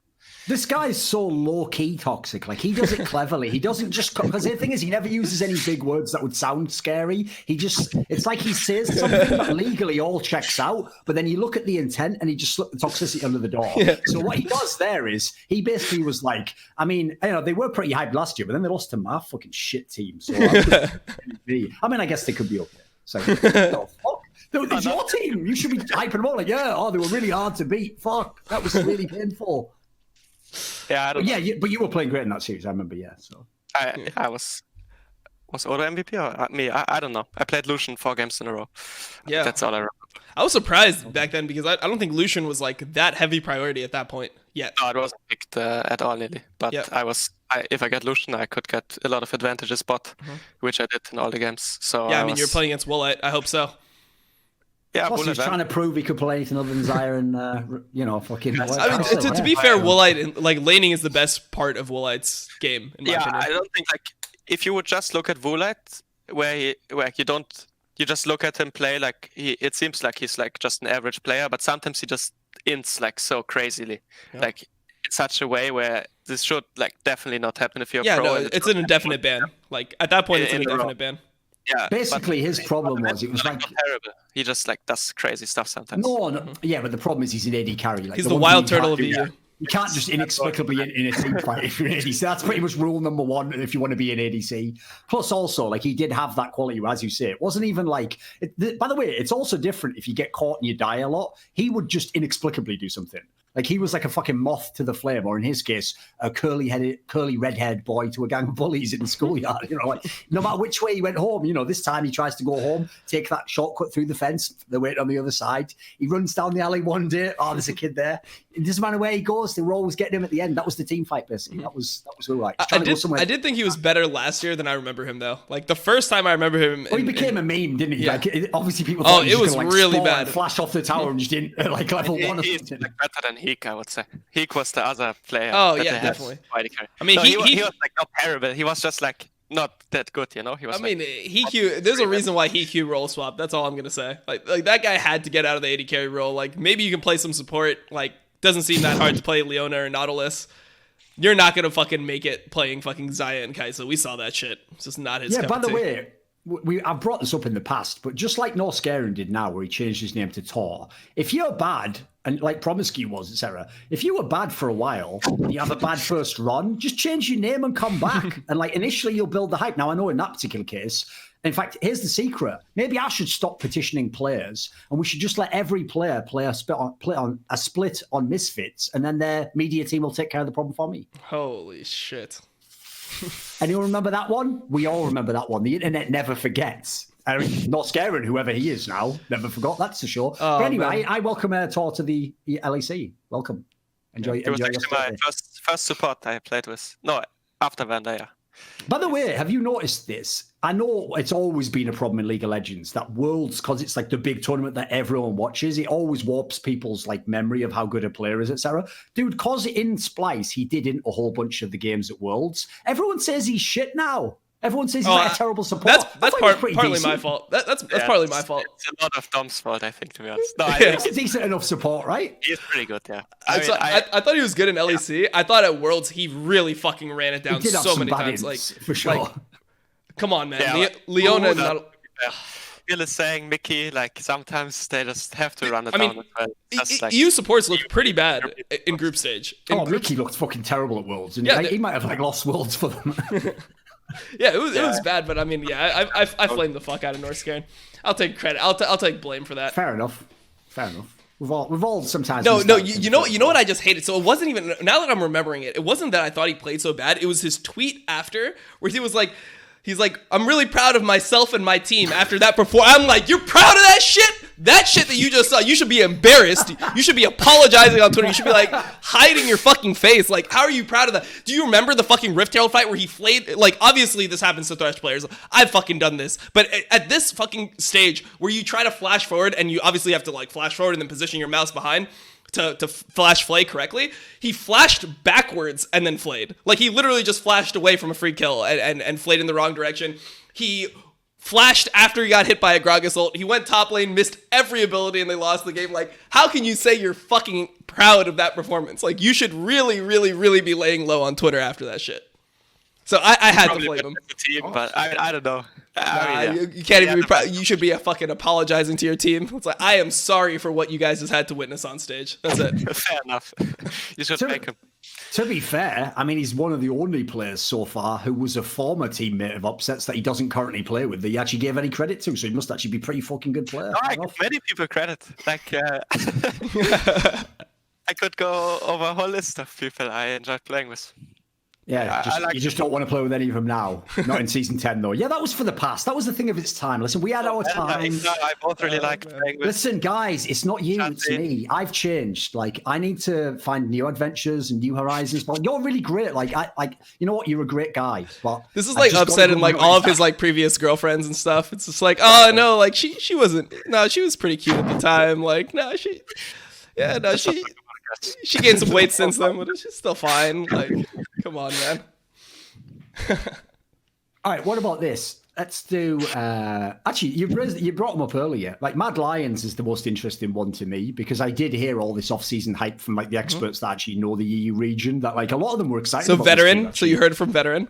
No, I know the people like the Kelsey Moser watches Europe. I've got a few. Listen, things Fair people enough. don't know is, unlike everyone else in League of Legends, I can keep my fucking mouth shut about secrets. I don't stop opening it about my opinions, but I keep the actual. I keep the. So anyway, most people I know actually think most of these players of the challenger players, like they said, like if you just get one of these players, you did a good job scouting. Like they got like 3 or 4 that were like pretty legit. So are you actually on the hype train here? Do you think they'll be a good team? Me? Yeah. Yeah. European. I assume sometimes you deign to go down and play with scum chat. Because I noticed earlier when he was saying, like, I don't even know if Mad Lions is good. Like, you know, maybe they showed some potential. You were like thinking inside your brain, like, fuck everyone not an LEC. Fuck everyone not an LEC. I'm the best in LEC. Like, come on. Give us your thoughts. Your elitist. I think they have potential for sure. All right, here's the question. Do you think that they're going to make playoffs, or do you think that they're going to be in like the 7th through 10th place where they don't make playoffs? Do you think that they're a top 16? They will compete for the 6th spot, but it's just week 1. Obviously, a lot can change. But right now, I would not see them in playoffs. But I think I think they will compete versus SK versus SK probably for their playoff spot. I think Excel seems to be a bit better than the other teams. I guess Schalke, SK, and Mad Lions will compete for the 6th spot. That's how I see it right now. So yeah, but they definitely need time to develop. They have so many rookies. They just need to learn how to play like the game on a fundamental level more, and how they want to approach the game as a team on stage. They have good. I also players, heard that kha'zix guy could be better than you.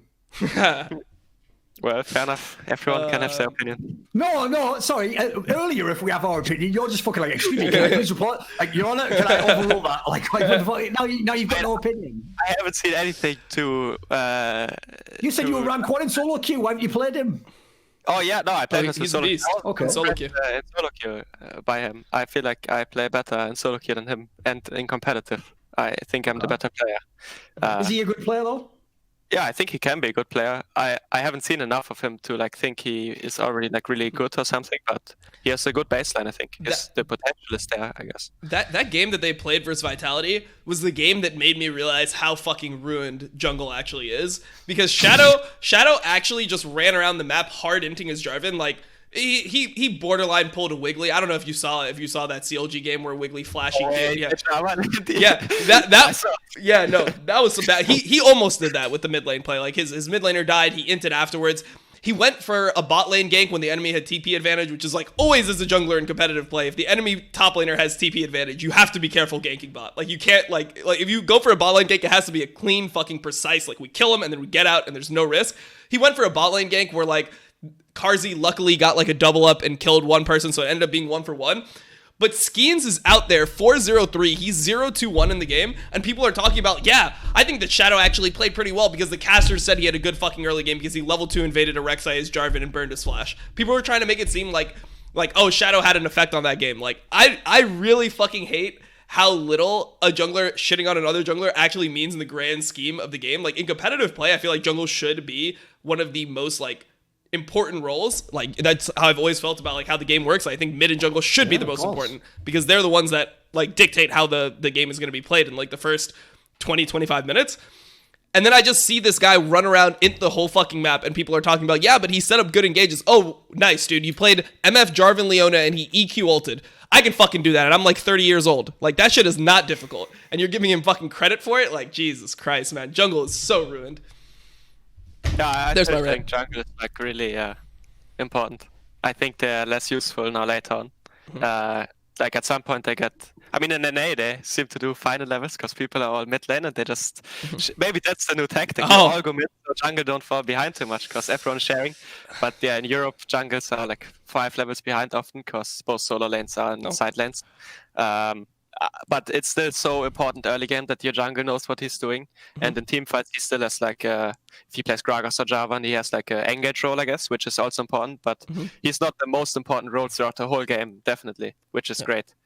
So, at least for me. I'm completely okay with jungle not being the most important throughout the whole game. I think that most of the time, like once it gets to later stages, it's all about the AD carry eventually. But like, yeah, I think it's too extreme right now with the XP. They shouldn't be like 5 levels behind. They will get buffed next patch. It was released, I think, on Twitter or something.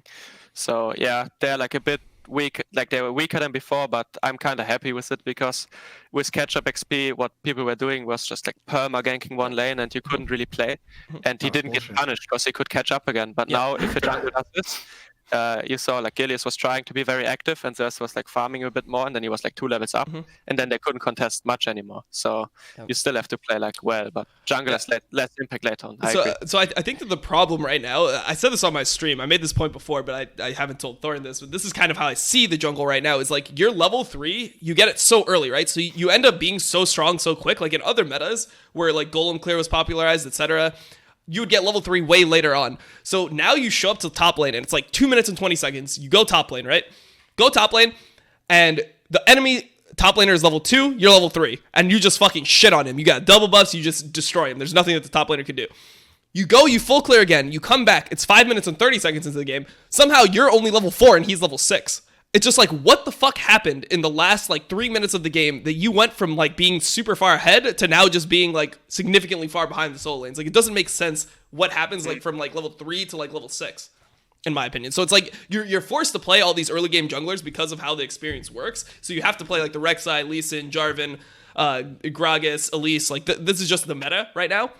But none of the champions scale. So I feel like if they want jungle to be useless, that's fine. But they should like reduce the experience early too, so then like at least tank junglers can be played. Like if you want jungler to be like super far behind, a champion like Zac that's super far behind will be more useful than a champion like Rek'Sai, obviously. So I don't know. I think that's like the biggest issue that I have with the jungle. It's like if you want it to be a dog, like make it a full fucking dog and give me like a Sightstone or some shit.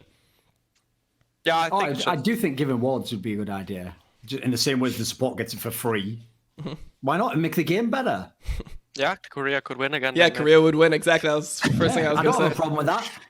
G2 had their chance, mate. They got their heads kicked in by fucking Doinby. They can shut the fuck up. What do you want? Sorry, I felt an nemesis for a second there. Also, jungle, I mean, in competitive, it's a bit extreme with underleveled, but in solo queue, I feel like it's the very impactful role. I think they should buff it slightly because it's such a line between being way too OP and like, because junglers are not supposed to be same level as mid laner. That should not happen, in my opinion, because they can impact every lane and they also have smite, which is obviously really important to take objectives. So, yeah, I think they should buff it slightly, but I'm also happy that jungles can't just like camp in a brush for 1 minute and not let me play the game without like falling behind much in levels. It should happen. What do you think of Cap's ADC? I haven't seen too much of him yet. I think it was good for him that 2 new AD carries were released where everyone had to learn them from the start. And these AD carries seem to be like full meta right now. Senna, Aphelios, he's like good at these champs. I think he played them a lot already. I think he's like, obviously Caps has really good mechanics, so he has really good mechanics too. He just needs to get a bit more used to the role. If like a team is on the same level as G2, I think he will be challenged more, but he has done well this weekend, I think. Do you listen? Obviously, people can evolve, and you've seen other role swaps, so someone had to change to a totally different playing style. But like the thing people also praised on Caps, aside from mechanics, was obviously all the playmaking, like the incredible like ideas he had for what to do. You can't really do any of that as an ADC, right? Yeah, I personally feel like it's a waste that Caps is playing AD carry. I feel like mid lane is such a great role for him because the way he can like play the game shows so much about him and like his thought processes and all the stuff, and the champs what he can do on mid lane champs is just way different. I would love to see Caps play mid lane. But yeah, G2 want to try and play AD carry because Perkz is obviously also a great mid laner. So yeah, I feel like mid lane fits him better, but he's not a bad AD carry at all. So one opinion I had last time when I was talking to Thorin that I would want to hear your take on would be like the way that I saw Caps always is that like he's creative, but he has like the tendency to throw, which is like something that we've cited as like one of the worst qualities to have in an AD carry. Do you think that that's going to be like a negative like for G2? Like, do you think that he'll still be one of the players that does get caught and like have free deaths and just like as an AD carry you just end up too far behind from that to like really recover?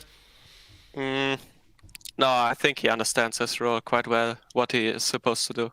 I haven't seen too many games, but when I watched him play like Senna or something, I didn't feel like he was the guy to like take a huge risk to make a big play. That's more of a mid lane champion thing. I felt like, I don't know if this tendency will translate into the road swap. I would doubt it as of right now. All right, fair. All right, let's just do some LCS then. We did a lot on LEC. Let's do some LCS topics. But again, we're not just going to talk about every team. Let's just pick like some fun angles or some interesting approaches. So one thing I have to say, Dom, I made this point on the last episode, is it's like I get a freebie every year where everyone else just tells me frog and shit every time. I mean, I will add in, I do get that nowadays. People say it to try and trigger me because it's funny, but okay, put that to one side. I'm not saying he's the best, but that Dignitas team actually looks half decent. They look like they should be like the 4th best team or something. Yeah, I mean, right now, I mean, they look like probably the 2nd best team after Cloud9 after the first week. So, I mean, you have to see. I mean, I think that the player there that is really going to dictate how they end up is going to be Johnson, because I feel like Froggen, most people that aren't delusional and don't think that he's just bad because he played on bad teams know that he's going to be pretty fucking good. Like, he's always going to be pretty good at what he does. Like, he's going to be serviceable. He played Froggen champions, Victor and Oriana, like long range control mages, like things that can just play with like lane phase and develop CS leads, etc. He plays those types of champions well. You know what you're going to get out of Huni. I feel like the big question mark is Johnson, and it seemed like I was pretty impressed with like Johnson's play on stage. Like, it seemed like he just knows how to like actually auto attack, where like so many AD carries that are rookies, right, they're so scared when it comes to like actually putting themselves in positions where they're helping their team but they're still like not in danger. It seems like he was actually playing that line really well, which is something that didn't I like. You actually say on Twitter, I'm sure I saw this from you, didn't you say something like, even before they played doing this, you said something like that you actually thought he was like the best of like the new NA talents? Yeah, or something, right? I think he's like a real NA talent. So I mean, that's one of my fucking if my they hot have 3 takes. real laners, they should be a legit team then. Obviously obviously I'm biased from solo queue, right? Like, so he's like our solo queue prodigy. He had 4 accounts in the top 15 over like 1,000 LP, all solo queuing as AD carry, and he always had like insane win rates. So whenever I played with him, right? yeah, NA, which is like, yeah, I mean, NA solo queue is whatever, but. This guy is so Yep. Here's the thing. It's the thing, mate. It's all cool if you just stay in Europe talking that good shit. But one day you might make the mistake fucking Sven and Kobe did and go there and actually have to prove it. You might actually have to go and do something then. You know? Yeah, true. But meanwhile, we'll just wait for you to still get your first LEC title. So we're waiting for that first. But, you know, put that on the checklist, the bucket list. It's on the bucket list for sure. Yeah, I mean, it is NA solo queue, but like at the end of his career. So, for example, like the way that I viewed it was like this. You know, like if I could choose, like in Challenger solo queue, who I could have as my AD carry, I would have chosen like him over a player like Doublelift. Like I think that he was a better solo queue player than Doublelift. Like from my experience. Does he have crazy mechanics? But Doublelift is also like when he was in EU solo queue I feel like he is prefers to keep his energy for stage games or something. He was really trolling. That's one way to say it. You should just say shit. Yeah, and solo queue he played pretty poorly when I played. Yeah. So I mean, that. So for example, that's like one thing that would like impress me, you know, because obviously like Doublelift doesn't play his best in solo queue, but still, if a player is able to consistently outperform them in solo queue, like that means something to me. I'm like, okay, this player is actually doing something well to accumulate these advantages. So I'm actually pretty high on Johnson, and I think that he overperformed, or he performed better than my expectations. I wouldn't say overperformed because maybe he's just that good, but I have like a lot of faith in that team after like seeing. At least week 1, I think that they should be a playoff team. Like I wasn't sure, but it seems like they should be, even though it's only 1 week, they should be able to like progress at a better rate than teams like 100 Thieves, teams like EG, etc. Yeah, I was more worried about their support jungle, to be honest. Because they were absolutely serviceable. Greg Afro. Yeah, they played pretty good, I think. But before I thought like Greg like had his wrist injury and Afromu had like a really bad year on 100 Thieves, so I was more worried. But looks like the solo lanes they have are actually very good in NA, and the AD seemed to have like this weekend. I think he played good. So if support jungle play well, they should be a pretty good team for NA, like top 4. Yep. It's the way he has to keep saying in NA, like constantly, like an asterisk next to every I mean, state. NA like, is we get it. They're like... in LCS. We're aware. Everything you say right now, it's in NA. We understand that. Like, are you scared someone's going to take a clip? Right, okay. I will say this, I mean, they're not in the world super good solo lanes, I think, Frog and Ruby. Okay. I mean, I don't know. I don't know. In their region, they're very good. Yeah, we'll see when they play your team. Right. Here's the thing I want to say about this. Even though I actually do think the Dig team looks good, and obviously I'm interested to see how Froggen does in the LCS to split with a half-decent team, because he hasn't had one for about 5 years or something. The one thing I do have a problem with is, if that Grig guy has twice been injured with, I assume it was like a wrist injury each time, Dom, was it?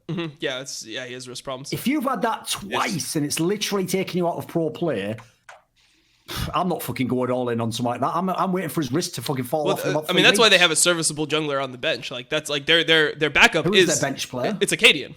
It's Acadian. Oh, fair enough then. Yeah, he's all right. So they have a player that can step into that role, and it shouldn't be a massive downgrade. Like Acadian, people will shit on him because of like how things went with TSM at the end. If people don't realize, first of all, there's things behind the scene that you will just never get to know about that are really unfair. And then even the things you did see, like the way they just put him on the hot seat with like a fucking trapdoor underneath it, waiting to get Griggen, like that was bullshit, that whole thing. They should get Spicker for the triple threat. Yeah, exactly. Just run it back from fucking TSM days. But actually, like people forget that Acadian was performing like potentially the best jungler in spring last year. Like when they got to finals, he was doing well. And Acadian played well enough to win that finals. Sven didn't run it down in game 5. Like he was playing better than Xmithy for my money in that final overall. Like he developed early game leads in every game. That's the jungler's job, right? Obviously Sven decided to, play for fun around Baron with Ezreal and they lost the series, but Acadian's like not somebody who I think shouldn't be in LCS. Like for me, I would love to see a player like Acadian play over some of the lower tier junglers. I mean, I know Closer is very good. He's like a bad example of this, but just in general, like you see like us importing when we actually have NA talent that could play in LCS. Yeah, I don't think he played bad in TSM. Oh, the other angle as well is like I was actually pleasantly surprised at Afromu. Like I know he was just playing Tahm Kench in one of those games, but like he actually had a whole bunch of like really key saves. Like he actually looked pretty decent. And obviously there's a player where like I don't have any problem joining in and bagging on people when they're shit. It's funny, and sometimes they are just bad at the game. But if you've ever been what I actually consider a great player, I'll always at least give like a small percentage chance that if you get your shit together, if you have a good offset, if you get the right team, you can come back. I think that's one thing. Again, to tie it into many of the other players I'm a fan of. Like we can talk about Soaz in a minute if you want. If you're a great player, I'll always give the chance that you could come back. The problem I have is when someone had like one good split and then they're garbage, and then everyone's like, "No, bro, Mike Young's coming back." Like, yeah, he was never here. What are you talking about? Like he was here for 2 seconds. He was like Grandpa Simpson walking in to put his hat on, taking it fucking back up. You know, like it's like that GIF everyone's seen. So. Yeah. What's your opinion on Smithy, Thorin? Like, do you consider him a great player to you? Like, is he a great player in your historically, mind? I do, but I'm with you. What we said on last episode that like last year, it's like he clearly his mechanics had dropped off or something, and there's a reason why he didn't play certain champions. So I get the feeling like he just used his experience and shot calling elements to be good, and he did have the best laners to be fair. So I agreed with you when we said last week like that Immortals team shouldn't be good. Like I don't even think they were that good now. Like let's be real. Like that one game. That was basically just Soaz doing shit that normal top laners don't do, won them the game. Yeah, I mean, TSM had a lot to do with Immortals winning this game too. I think, yeah. Where were you going with that, the Smithy angle? No, I was just wondering because you were saying like if somebody's a great player, do you think that they'll always be a great player? And I wanted to know if you give Smithy that benefit of the doubt, because like I think that this is gonna be like so. So this is my take on the split. No, I think that this is like the end of Xmith. I think he's gonna fucking run it down this split, and this is like the beginning of like retirement. We're gonna see retirement in like the next 2 splits, probably after the year from Xmith. Well, actually, I have a question for you on that topic though, because here's the one thing I'll say is I don't know. Actually, I think jungle might be the only role that logic that I use doesn't apply to, because it's like before when we were talking about amazing. It's so weird how, because if people don't know, when Smithy first came on the scene in LCS, he was supposed to have sick mechanics. Yep. He was like a fucking Lee Sin player. Same as Amazing. Amazing's, when he was in like Copenhagen Wolves, it was all Lee Sin highlights. Yeah, it was like solo queue shit, but in LCS. So what's weird to me is this, right? I know for a fact from knowing a lot of players that I've gotten to the older years of being a 20-year-old, becoming a 30-year-old. It's nonsense, the idea that like, you don't become like a 60-year-old man, like, oh, I'm all weak and I can't do anything. Like, the great basketball players are in their physical prime at like 32 years old. So that doesn't make sense. The real reason I've always thought people got worse mechanically is because when you're like 17 years old, like your life is the fucking game you play. You just play it 24/7 all the time. And your whole ego is built into how good you are in the game. It's like, I've got to beat this fucking guy. And you're even practicing shit in a way you don't later in your career. Like you think, well, I know that champion. I know how to play. It's like you don't. You have to keep it up. You have to maintain it. You have to get all your reps in, as it were. Because I've noticed the jungle role. You have all these guys who are like mechanical monsters, and then later all they have left is like, I'm kind of like a captain figure, and like I know the right lane to go. It's like that's just the natural. That's just the natural progression. Bengi was the same way. Like when I the first competitive game I ever played was on Lee Sin, and then like by the end of like obviously in season 5, the last season I played, it was just pure tank meta, so playing Lee Sin was trolling. But I always like would prefer playing like things like Elise into Lee Sin and just like take like the side of the matchup where it's like, oh, if I just play smarter than him, I just win. Like I don't need to like do anything I don't have to do anything special. I don't have to necessarily mechanically outperform to win the game. I feel like that's just how all junglers are eventually. That's what I mean though. It's like mindset, actually, right? I feel like it's in the roles where there's like 2 options of playing. Like I've seen it with supports too, who were like super good mechanically in the start, like Mithy in season 4 or 3 or like he's a 5. Monster. He was insane mechanically, and over the time he just developed more into like a melee champ tank only player. I felt like it's maybe a top lane too. Like there were top laners who were like insane on carries, and over the time they developed more into a tank player. Maybe the roles where there's like 2 options of playing the game. If you're like not in the start of your career and you start thinking like you're really good, then maybe I think it's more consistent. It's just easier to dodge it. Yeah, I think it's just so much more consistent. It feels like to not have to. It's like, oh, I don't have to necessarily play better than him now. I just have to be smarter than him, and then I just win. You know, like I feel like that's such an easier option for a lot of people to take. Yeah, I mean, it's definitely not like age. It's just I think it's purely motivation and mindset that makes people like become worse on the mechanical champs. Did you watch? It would be insane if it was other way around. Did you guys watch any of the TSM games? Did you guys see Dardox? I was like porn. I was loving that shit. That was like porn. That was like torture to me. Like you must watch some fucked up porn. Because what I was enjoying. Yeah, I think so too. Like, Jesus Christ. Maybe I'm a fan of what's produced in fucking Upsets country. Who knows? Yeah, holy shit. So no, I'll say yeah, exactly. So I'll say I won't say I was going to say that, right? What about this though? Because my problem with that game is you have to understand. Obviously, I am low-key a TSM hater because A, it's funny, B, it's my brand. And then C, I also do think they've often had, for the last few years, some quite overrated players, and people just keep expecting because they're TSM they should be the best. So I actually think the lineup they have now, they've got some overrated players. I don't think they should be champions. We discussed this on the last one. So my problem is this, is unless they're going to be the best, then the best angle for me is I hope the player I like does well, and then he gets held down. So I think it's hilarious that Dardoch can get like the early kills, and there's nothing he can fucking do because the rest of them are all dog shit, and Bjergsen's just like... Bjergsen at this point as a good player exists as a fucking daydream in Loco Doco, who's like the universal god form from fucking like spring season last year. Like he doesn't even exist in reality in fucking the Matrix. Where is he? Hey, he was sick week 1, dude. He tweeted out he was sick. Give him a pass.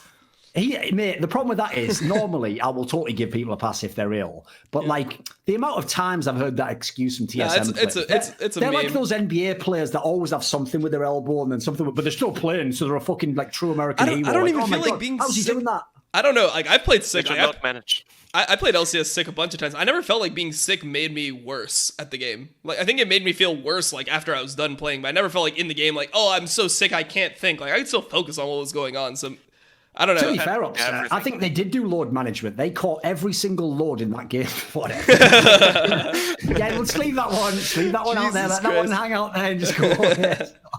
Here's the thing, we have to talk about that because like everyone was saying, obviously on Reddit, like the stats that they had in the first 10 minutes, like they were like second in the fucking league or something ridiculous for all of it. But once it got to the point that you had to do anything as a team, there was just nothing. They literally looked the same as last year. It's so crazy. Game 1 was like the worst game I've seen in a while, I think. Yeah. Like was it the Versu? It was versus Immortals. Versus Immortals, right? Yeah. And they had like S3 Brom into Senna Tamkench. Yep. And they had Senna on their team. Yeah, TSM had Senna Tamkench was S3 Brom. I felt like this game was already over in draft. Like enemy Zoe played, I think, Dark Harvest Ignite. Yep. Versus Lee Sin LeBlanc. And what did top lane play? Like Rumble again. It was Rumble into Aatrox. Aatrox. Yeah. Okay, that's like kind of whatever, but they even like played early game kind of well, I think. They got a lead and then there was just nothing happening for like 40 minutes and they were all mid the whole time, like trying to team fight. And then they just go to Nash and they just start hitting it. Like this is how you play like the game well. Like you are 1k ahead and you just go to Nash and you just start hitting it and suddenly you get poked by Zoe Ezreal. They have like zero vision control. No one is like looking to turn or like do anything. I don't know. I was like so mind blown how they lost this game with the advantage they had and with like the champs they also had. It should have been so free. So I get their champs are really good, but I felt like their team comp was really lacking. Like those types of team comps in NA are so much harder to pull off than like I like when I see new teams like Mad Lions just be like Leona, Jarvan, MF. How do you fuck that up? That's your fucking team comp. Somebody is immobile, you EQ ult them with Jarvan, they burn their flash. Next time you EQ ult, Leona ult on top, MF ult, the person dies. Like, there's some like easy way to like play it. Whereas like this team comp seems so difficult to play. Like you have to 1-3-1, which for my money, 1-3-1ing is the hardest way to play League of Legends. You have Senna, Rumble, there's no engage, LeBlanc, Lee Sin. Like I guess Lee Sin has some engage, but it's kind of like it's not reliable into Ezreal anyway. So I just feel like those types of team comps are way too difficult for like NA, especially like this early in the season. Like I never see these team comps do well in our region. Wait, what was enemy team jungle champ? Elise. Well, it was Smithy playing it. The enemy team didn't have good engage. I mean, it's like you should snowball when you have these champs versus their champs. It's okay. Of course, you can just pick a full team fight comp, and they could have probably won the game. But then, like, will they ever be good at all? Yeah, they have to try it.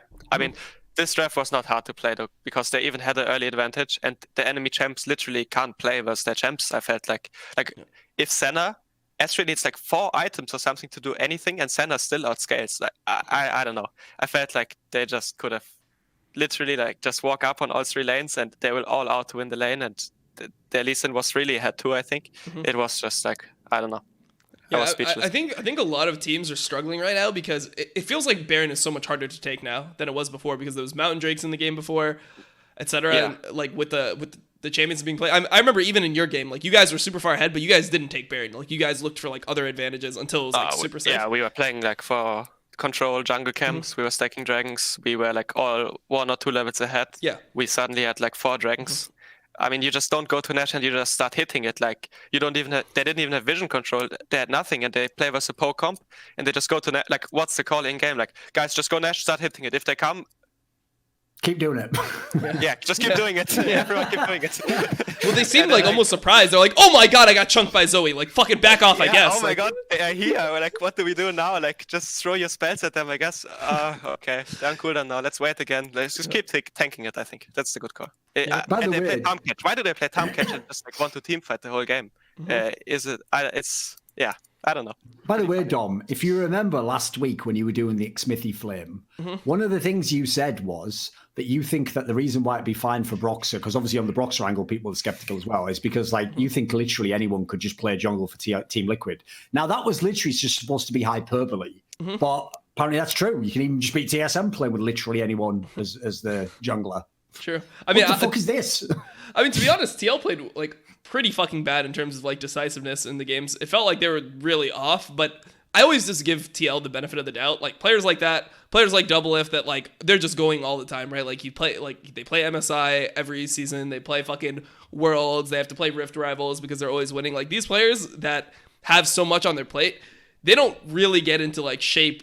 They're not going to be 100% every game, are they? Exactly. Yeah, especially not at the beginning of the season. I mean, think about it from their perspective. Like, they haven't even played one scrim with their actual jungler yet. Their jungler hasn't even arrived. So, for them, like, I think that they're just kind of like, they're a scaling team, you know? Like, they're going to scale throughout the season. And by the time playoff hits, I think they're going to be one of the best teams. I would imagine it's also hard for a player to get, like, motivated for early seasons of regular split if he already won so many times and he feels the level is so low and his team is, like, really, really good. Maybe it is, like... No, his team is actually good. He has caught AJ, Jensen. In fact, yes. Oh, it's because they have no NA players, right? My bad. Yeah. I just wanted to be known. I was talking to Jensen yesterday. He actually has 49% win rate in solo queue and demoted to D1. So Jensen's been going through the solo queue struggles just like everyone else. See, that's the thing at Upset. Listen, you've got to watch out, mate, because you're talking all this mad shit about NA now. You're thinking if any good player goes there, he should dominate. Like, I remember everyone, you were all loving to tell me how brilliant fucking Kobe was last year. I predict it's going to be more of the same for him this year. He's going to be in a team that's like a decent team. I think TSM, I mean, I can't judge him entirely off week one, but I think they'll be like the fourth best team. I said I don't think they'll be the best. I personally thought Kobe was pretty good, but he was not the player some people wanted to make him out to be. Stylistically, they were wrong for sure. I feel like he is more of a secondary carry, maybe. He's a reckless. That's what he was in Splice as well. Like way back in 2018, he was carrying the team, but they didn't go too far. But Humanoid was the main carry, and Zerse, like by far in this team. So he just needs Perkz to get his shit together. Yeah, hopefully for him. That would be really all good. I'm saying is, if you don't watch it, you'll think one day, like every other EU AD carry apparently, you'll take that poison chalice, the big TSM money jar, I'll have a little drink of this. It's delicious. And then, it's getting all bitter, because you'll be trapped in a game with a fucking academy jungler and everyone going like, look at that, the game. I mean, I was free agent this offseason. So you should have taken the Cloud9 offer. Sorry. No, I'm pretty happy. What have I done now? What have I done now? What have I done? Oh, shit, no. Oh, goddamn, yeah. I want to... I like that that's an option for players now. Like I like that that's an option for players because like when I was a player, it was like if you want to make money, you go stream. If you want to fucking play competitive, you go play competitive. Like now you can fucking like if you want to be competitive and you want to fucking make money, you can at least choose to like come to NA and like lose internationally, but then fucking like at least you're getting to like play the game. You get to be in that team environment. So I mean I think that's at least a good option for people. Like I don't believe that in any way Soaz expects to like be going to Worlds or anything with this team. Like, it has to be he's coming here for a check. But so I also feel like it would be thinking kind of short term if you would go to NA like early on in your career, especially if you have the opportunity to join a good European team or at least a team you believe in. There's not any reason for me to like think about going NA right now if I think I can actually win Europe or be successful at Worlds, because the NA offers will keep coming if I do well, and I obviously believe I will do well if I join a good team. Yeah. So, but I mean, there's always the option that like, what if you don't do well, and then like the amount of money that NA teams offer, it is enough to set up your whole life. You play for an NA team for like 2-3 years, and it's just like you're set for the rest of your life. So, I think that mentality for like a lot of people, it's just like, hey, if I do this, like I don't have to worry about money again. That's enough to make people like take some years off their career or whatever. Yeah, just personally for me, it didn't feel right, because even if I would have money, it's like I still wouldn't feel like I could achieve the thing I really wanted to, and I would always have the regret, I think, of going to NA and not being able to actually chase my dream, which is obviously becoming a European champion. So, I feel like if you're in the start of your career or in the middling part, going to NA when you think you actually have the chance to succeed in Europe, it doesn't seem right to me. So here's a question I wanted to ask you. So there was something in an article that came out that said that most LCS players would prefer to win LCS out of getting out of group stage at Worlds. So what is your opinion on that? Like, what is the bigger accomplishment to you? Like winning EU or getting like to the like problem with semifinals? that, Dom, is like that's an unfair question because it's not like they had the choice. That's like saying, would you rather have dinner today or get your head chopped off? I don't fucking have dinner. Like, what's the let's tailor it a little bit more to EU though. standards. No, would you rather have success at Worlds, like semifinals, like you get to semifinals at Worlds, but you're like second in LEC, or would you rather win LEC and then not perform at Worlds? I would rather win LEC at this point of my career. Makes sense. I think that's fair. Like going to Worlds and reaching quarters, it depends on or even semis. It depends so much on your group and the things you like. The team you will face and the matchups you have against them, and it's best of one group stage and stuff. But if you actually win Europe, you must have been a really fucking good team because you play best of fives versus all the other European teams. You have to actually win something. Because I would imagine that if you are at Worlds, or at least if I was at Worlds and I would lose in quarters, I would not be happy like, holy shit, I made it to quarters. I would feel really sad that I didn't win Worlds. So yeah. Winning Europe would definitely be the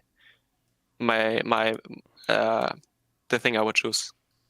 I actually think the whole getting out of groups angle at Worlds is one of the most overrated accomplishments like fucking ever in League of Legends. Like, even though people don't think, like, put it this way, even LCS, we'll use that example because the reason LCS seems more extreme is obviously everyone hypes Europe now. I agree, like to me, the angle that like Doublelift sucks because he never got out of Worlds groups. He won every fucking LCS title practically. Who gives a shit? Like, he's clearly a fucking epically good player from that region. Like, do you think the fact that Sneaky got out a million times makes Sneaky better? Bullshit. Of course it doesn't. It has no bearing on it, in fact. Like, that's why just making top 8 is especially overrated. Semis even is only good based on, like, well, who did you play in your group? Yeah, I mean, who's the quarters? The H2K I semis. think you have to minimum make the final before it's a really big accomplishment, in my opinion, you know. Yeah, I mean, I think the H2K semis. I just think winning is winning the split and being a champion would be more meaningful to me. Well, they're both pipe dreams for you right now, so just keep chasing either dream. If you catch either one of them, cool. If not, just go to NA and get some money. We sorted that out for you. There we go. That's the life floor plan. I will for sure. When I retire, I will be a champion. I'm very sure of this. What, are you going to switch to another game like Tiddlywinks or Fortnite? Sorry, you meant the sentence, right? Yeah, my mistake. Yeah, in sorry. League of Legends. In NA. Thorn, you have no confidence in upset. I'm not. I have no comeback. In NA. So what about this then? A team I think we have to talk about is Cloud9, surely. Because this is a team where we weren't that hyped on them last episode, Dom. So what do you... Obviously, the big problem I will say about NA after the first week is because Team Liquid didn't have their jungler, because TSM was really bad, and because teams like Dignitas and FlyQuest were the ones winning games. Right now, it's hard to even know... Like, you can't judge by the strength of schedule because no one knows who the fuck is good. It feels like almost everyone's in a big pot, and there's a couple really bad, a couple of sort of good, but that could change this week. So what are your thoughts on Cloud9 after the first week? Obviously, Jack was fucking doing backflips, apparently, but, you know. No, I mean... I think they'll be a good team. I think they'll definitely be top 3, like we said before. One of my predictions that I made before was that I think Blabber is going to be like one of the best junglers in NA. Like, I think it's going to be him. Well, what I said before is I thought it was going to be him and Dardoch. I'm not sure about the latter of that, but I think Blabber is super, super talented. I mean, when he went over to EU, he just destroyed your fucking solo queue ladder. No, he was playing so cringe, dude. Like, really? I mean, he got so good. He got plus 26 and minus 7. He had a good win rate at first, but when he stayed there a bit longer, he was like, I really hated playing with him in my team. Wow, you thought he wasn't good? I thought he was really trolling in a lot of games. But this was a shared sentiment. He prefers junglers to just fucking build full tank on Hecarim and try lane with him, I guess. That's just his mentality. That was, you played actually better than Blau in the games, but solo queue is like not that meaningful of judging a player for competitive. I just have a lot of confidence in him. You look good in the games. Yeah. No, definitely. You look good in the games on stage. Yeah, I think the player that I was most surprised with from the jungle role is actually Closer. I thought Closer looked really good. I mean, his team is just absolute dog shit. So like, obviously, like he's not going to win many games at all because even when he's playing super well, they still can't win. I mean, they have Keith playing support, which is the most. It's so cringe watching. Like he doesn't know where to position. He doesn't know like when they're 1-3-1ing, he doesn't hug the same side that his jungler's on. Like there's so many. This guy is one. Here's the thing though: if we're gonna make the Hall of Fame of check stealers, like obviously your boy Kiwi Kid goes in first. He's like the Michael Jordan. Like we suspend all the rules, we put him straight in, like, Gretzky or whatever. But right after him, fucking, I tell you what, Keith McBreath can get right in first ballot as well. Like how many times are you gonna get paid? Think of some of the brilliant players. like mate, Freezer's out there in Europe, like literally like looking in people's windows in the gaming house, like, can I play, please? And they're like, nah. And then meanwhile, Keith McBree's like, yeah, another year of salary. This is sick. I love League of Legends. Maybe next year I'll play top lane. It's like, what the fuck is this? Why is he in the LCS? It's so scary to me that player actually was deemed like better than the academy supports we have. Like Keith, how is Keith, who is like a bottom tier AD carry for LCS standard? He's my boy, but I have to go in on it. He was just he's one of the worst AD carries that we've had. He was just garbage. Remember and then people, because of those few weeks, were trying to claim because the win rate was better. Like, dude, he's better than Piglet. It's like, would you just get out of the fucking room? To be honest, okay. So I never thought that he was better than Piglet, but I would have rather played that season with him. The team was playing better with him, sure. Yes, was an because I mean, it just was impossible to play with Piglet. Like you can't have an AD carry that thinks that whenever he's winning lane, this is his legitimate mindset. Like not even trolling, not exaggerating one bit. His mentality was, if I'm ever winning lane, my jungler should always be there first, no matter what. Right. Yeah. It's like, okay. Where does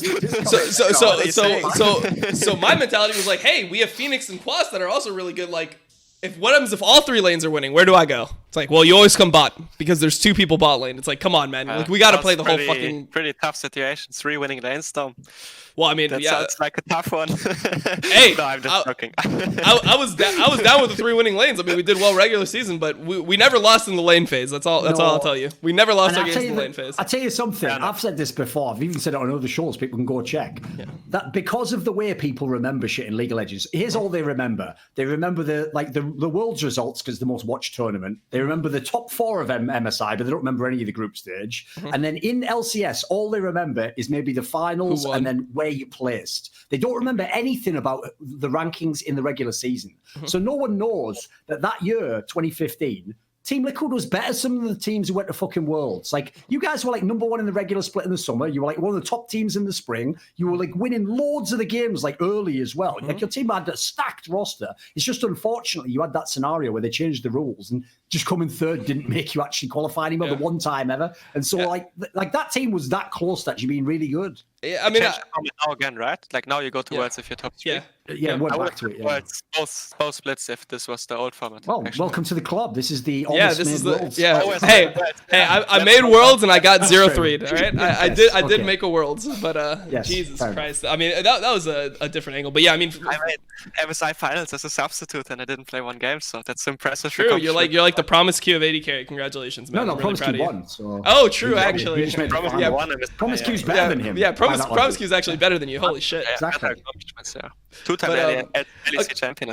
Like my point was you have all these like rookie support, and like rookie supports in general have been pretty good. Like Vulcan came out last year, like that was his first split. He came straight from Academy, and you have people like Diamond, for example, who played on C9 Academy, who looked pretty decent. It's so weird to me that you see Keith get the starting spot over like all these guys like easily. Like I don't see how he's better than somebody like I know Matt has had a pretty fucking bad career, right? Like Matt Life wasn't good by any means, but Matt Life. Yeah, Matt Life. Yeah, that was his original name, but yeah, his TL Matt. So. Like, I can't imagine that Keith is better than a player like Matt right off the bat, or like he has more potential or whatever. It's like there's so many players that are in Academy right now. I mean, like fuck, like we had fucking like they have Huhi on the bench, and Huhi just role swapped and looked okay in LCS. I just don't see why Keith is the fucking option. Like, how could he be? Yeah, exactly. How could he be the first option? Like, okay, I get that they can't get Ole again because Ole is not going to be like, not going to trick me again. I mean, like, it's import. It's import rule, right? Oh, there's that one. Yes. Yeah. And then like they have that FBI guy in used to be in FlyQuest. JJ wasn't terrible. He was all right. Yeah, you know who FBI is or no? He's OSAD. Yeah, he's an OSAD who missed like 4 Verisalts in the same game, and then they lost. So, yeah, I mean, I don't know. Like, there's a lot of people that I watch in NA that I don't know how they have a job, to be honest, the way they play. So I wouldn't single out Keith, but it's weird that they would believe in him when he. I would single him out. I would single him out because it's like for me, like that's a huge when you are fucking role swapping. That means that player, like, when I see a role swap, it's like, oh, you're saying that player is so much more talented than the other players in that pool that it doesn't matter that he's going to be new to the role, like his skill will carry over. In that game, like Golden Guardians vs 100 Thieves, I was also like, it was insane. Yeah. Like Golden Guardians had like a really fat LeBlanc, I think. Yeah, Golden and they had Infernal Soul as well. Infernal Soul. Oh, it was when Gragas like stole the dragon and LeBlanc was just like CC'd in the head, and he let Gragas just walk past him. CC'd in the head. Holy shit. Okay, I like that. He flashed over the wall, he smited him, and then LeBlanc like, oh my god, I'm playing an assassin, I can one-shot him, he has 100 HP. He flashed in after they got the dragon. It was like, wow. I don't know. And they were all grouping. Zoe was 3 levels behind versus LeBlanc, but LeBlanc was only trying to like out-poke her in mid lane. It was never like, maybe no one can go side lane. What do you think? All I'm gonna say is you got fucking lucky with OCE talent, because we saw FBI, we saw how Lost looked in LCS, we see how Ryoma looks right now. Yeah, I'm like not sure about the talent that you pick up or about like the environment. People are in. It's the OG environment. It's because he gets a lane with such a great ADK. The European environment. I think it's not okay if you're just like being average and you don't try hard. Oh no, they're trying very hard. In an A? Yeah, they are trying very hard. Like these players, these OC imports, they are spamming the fuck out of solo queue. They're trying their best to improve. They're just not been doing. Then maybe it's just like the scrim environment is bad, or because I assume if they play like this on stage, that they also play like this in scrims. No, actually, it's supposed to be the opposite. Apparently, these players have been scrim gods. Everyone claims that Ryoma is like a monster in scrims, but he just shot on stage. And on stage, they forget everything and just go mid. Or they just get scared, probably. You know. Yeah, I mean, it's just a big deal to a lot of these players. Like, it's a huge deal. Oh shit, they're finally playing LCS. You know. By the way, let's shift to a better team. Like the only fucking closer in Golden Guardians I'm ever going to care about is whoever actually has the responsible approach of closing that fucking org down, turning the lights off, and throwing a match in when it's full of petrol. Close that shit show down. You've had one of the worst teams in the history of the LCS. The only human being who could even carry them was my boy Froggen, and then little cunts had the gall to say it was hot to doing it. Your boy Haunts is there now. You all love that golden glue narrative, don't you? About how he was trying to be like Goku and level up. No, he was like Krillin in the hyperbolic time chamber. You daft cunts. He can't beat Cell. It doesn't matter. I don't know why I'm using the LS level like Dragon Ball Z analogies now. Like I've just listened to him too much now. He's warped my mind. I actually think that's a relevant fucking reference point for people in the 20th century. Didn't those come out in the 90s or something? Anyway, going back, close Golden Guardians down. And if Riot had any fucking actual integrity as people, remember they put those rules into franchising where they claimed if you do badly that they can like fine you and potentially kick you out the league. I guarantee, even if Golden Guardians is shit, they will never invoke those rules. I'll guarantee there's some verbiage where they're like, it's like we could do it because like they actually want Golden Guardians in, because remember the ownership group of Golden Guardians. Exactly. That's the problem. It's the same shit in Overwatch League, by the way. The Overwatch League, half the problem is they don't give a fuck about certain angles of whether the business does well. They want all the real sports owners in. That's who they want for the future. So they're never really going to go off competitive angles now. That's just a side topic. So the problem is, I know Golden Guardians players did that shit in the preseason where they're like, why is everyone saying we're going to be the worst? Because we have eyes, brains, and we know your life. Like, what? Now give us a reason why you won't be. It's unfair. Like, yeah, exactly. Shut the fuck up. Like, anyway. So, why would Golden Guardians lineup be good? Like, what reason do we have? There's nothing about the team that should be good. They should, like, there's the thing. Maybe they do awesome and come 8th. Yep. That's it. That's about the best case for them. If they make, put it this way, if they make playoffs, that's like fucking winning worlds. Golden Glue is the worst player than Froggen. Are you out your motherfucking mind? You're not good at trolling. You're not actually very good at trolling upset.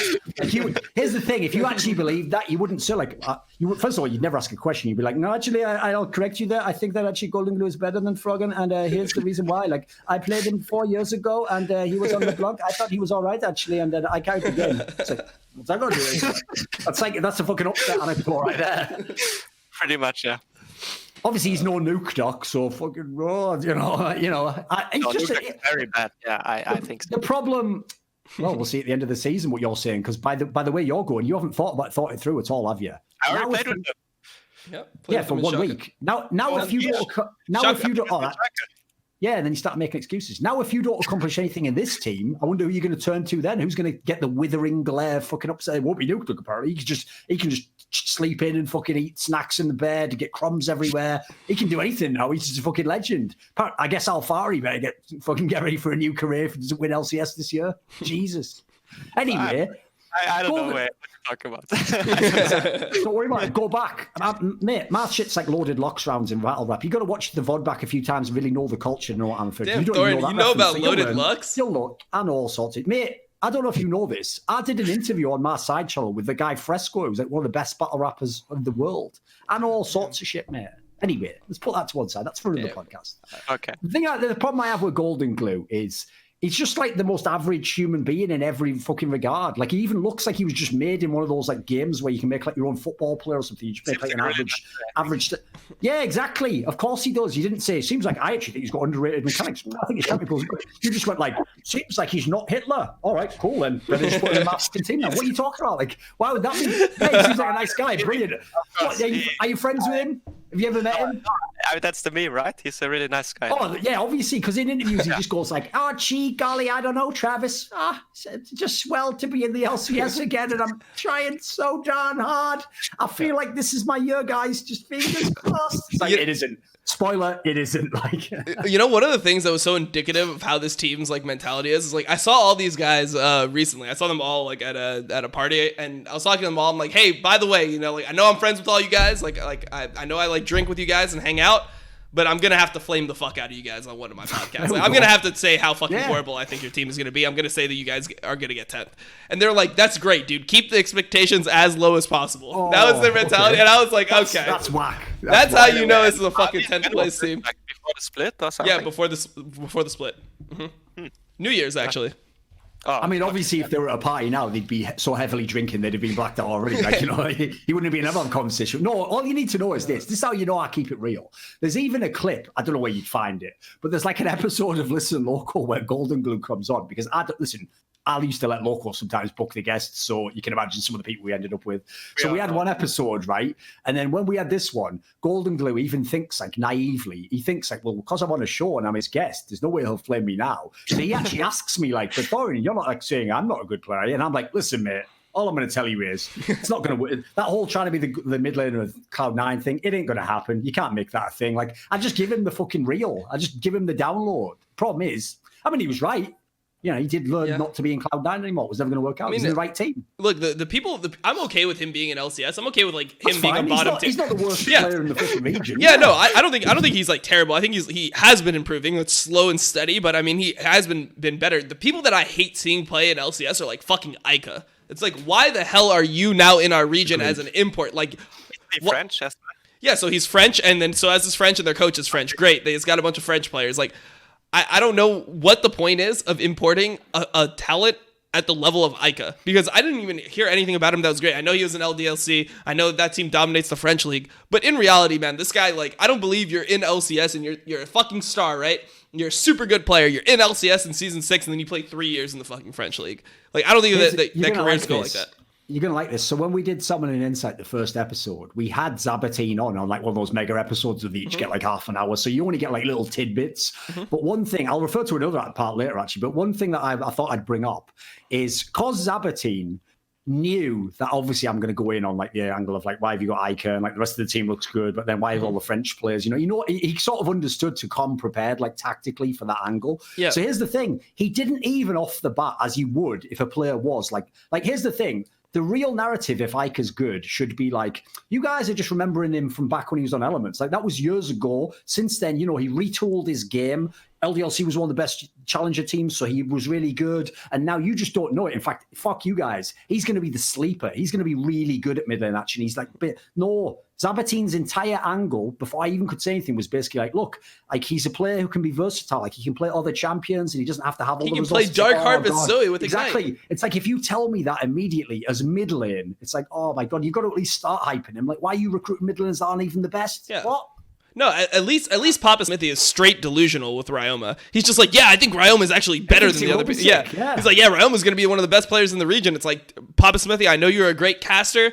This is where I start flaming you as a fucking GM, is when you start putting together lineups like this and you bank on people like Ryoma. I mean, Golden Glue was actually smurfing on Ryoma for like a lot of the game, I think. Yep. Which, Ryoma got but shit on by just the everyone. best of one. I don't. Ryoma maybe can be good. I don't know. Yep. Just players that have been around for so long and been at like such a mediocre level. I'm not sure. Yeah, By exactly. the way, the other detail I wanted to bring up that was also on it was actually on the. Yeah, it was on the first episode, was we had Sven, because obviously he's got all the connections to Cloud9 now, so we can get anyone we want. So we got Sven, and he actually dropped a fucking mad dime, which no one knew, which was that he said that basically it wasn't that, like, you know, that whole storyline of like, oh, maybe he stayed in NA without Mithy because like he's such a winner. He just like wanted to win LCS and prove everyone. No, actually, he wanted to go home with Mithy. Like they were planning to both go back to Europe, and not necessarily to OG. And literally, what happened is TSM. Remember the same TSM where every time you ever tried to say anything negative about Reginald or TSM, Loco's like, "What do you mean, though? Like one time they found me in a ditch and I like had no food and they threw a cracker in my mouth. Like they are truly benevolent human beings. Like the Bill Gates Foundation is like." Basically Reggie and Lena, it's like, give me a break. So anyway, basically TSM told him like, yeah, but the problem is we've got you under contract and you just can't go, basically. You just have to play here. I mean, that last year, no wonder he was fucking hating it. That's not uncommon. I also had a 2-year contract, and yeah. There's if you sign a contract that's 2 years, it can happen that you have to play in the team even though you had much better options. I mean, I'm not against the idea, by the way. Like in theory, you should have to honor your contract. The person signed you for 2 years. They've got 2 years. Yeah, of work. I mean, there's always two sides to it, right? Like if you tell your owner, like, I will be really unhappy, like they tell you like what team you could join, and then they say like, we care about you. Like if you feel super unhappy, then we don't want somebody in the team that's super unhappy. Yeah, then exactly. I guess, but. Also, you don't ever join my team, mate. In about, I'll warn you right now. In about 5 years, once the salary for GM gets to $1 million, I'm going to take one big team.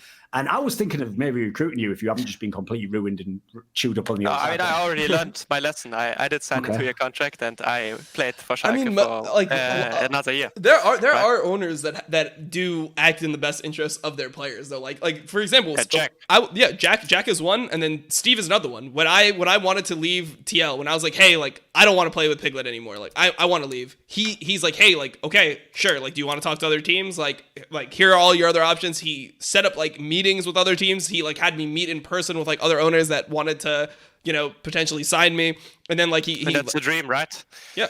He supported me with like the fucking streaming route too. No obligation to do it, but if a org is like player friendly and if you're unhappy, like of course you can explore your options and stuff. And then I think you should be very careful signing a contract. Yeah, definitely. I mean, I think it also has to do with like what you've done for the org. Like for in my case, like I'd been with Steve for like 3 years within the organization, and like I obviously was signed like coming right from being banned, and like we just had a good relationship at that point. Obviously Sven came in as like the fucking prodigy EU best in the West fucking bot lane, etc., and then he just like inted the first year with Mithy. So maybe in that respect, like they're like, no, you can't just fucking int and then get out of the fucking contract. To be fair, the org will always want to act in their own best interest. Like if an org actually lets you go, like they must be very like concerned about the people actually, and not just about having the best lineup possible.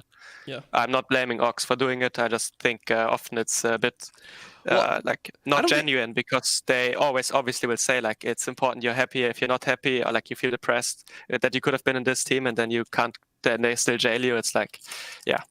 I just think that there's like some situations where it's like, would you want Sven being like miserable for an extra year, or would you want like an AD carry that actually wants to be like, what do you think gives you the best chance to win? Like, I can't imagine a situation where like you have a player who really fucking hates your team and doesn't want to be in your team actually performing better than somebody who's like. No, it happens. Of course, it happens. Yeah. Like the player also doesn't want to run it down. Like the player also has something to lose, right? Yeah. I mean, I can't go too much into it, but yeah.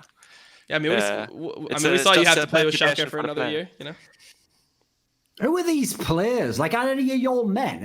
Can you all just check if your balls have dropped? Like, if you actually sign up to a job, you're getting paid one of the best salaries in the world. You're paying for a super famous org that's won championships, been to Worlds, similar things to what you. Well, they've never done anything at Worlds, but whatever. They've been to. They were there. They were in the presence of the people who did stuff at Worlds. If you sign up and 1 year goes bad. And then they say, listen, as the general manager who signed you, like, I have a different idea for next year. I'm going to bring this player in and I'm going to bring a new top laner. And you're like, but I don't feel like I like to be here anymore. It's like, well, I didn't ask to read your fucking journal, mate. Keep that to yourself. Like, tell you what, butter up, sweetheart, and actually go and play like a world-class ADC. You weren't doing that. Like, why the fuck would I trade you? Like, at that point, and then you know what happens?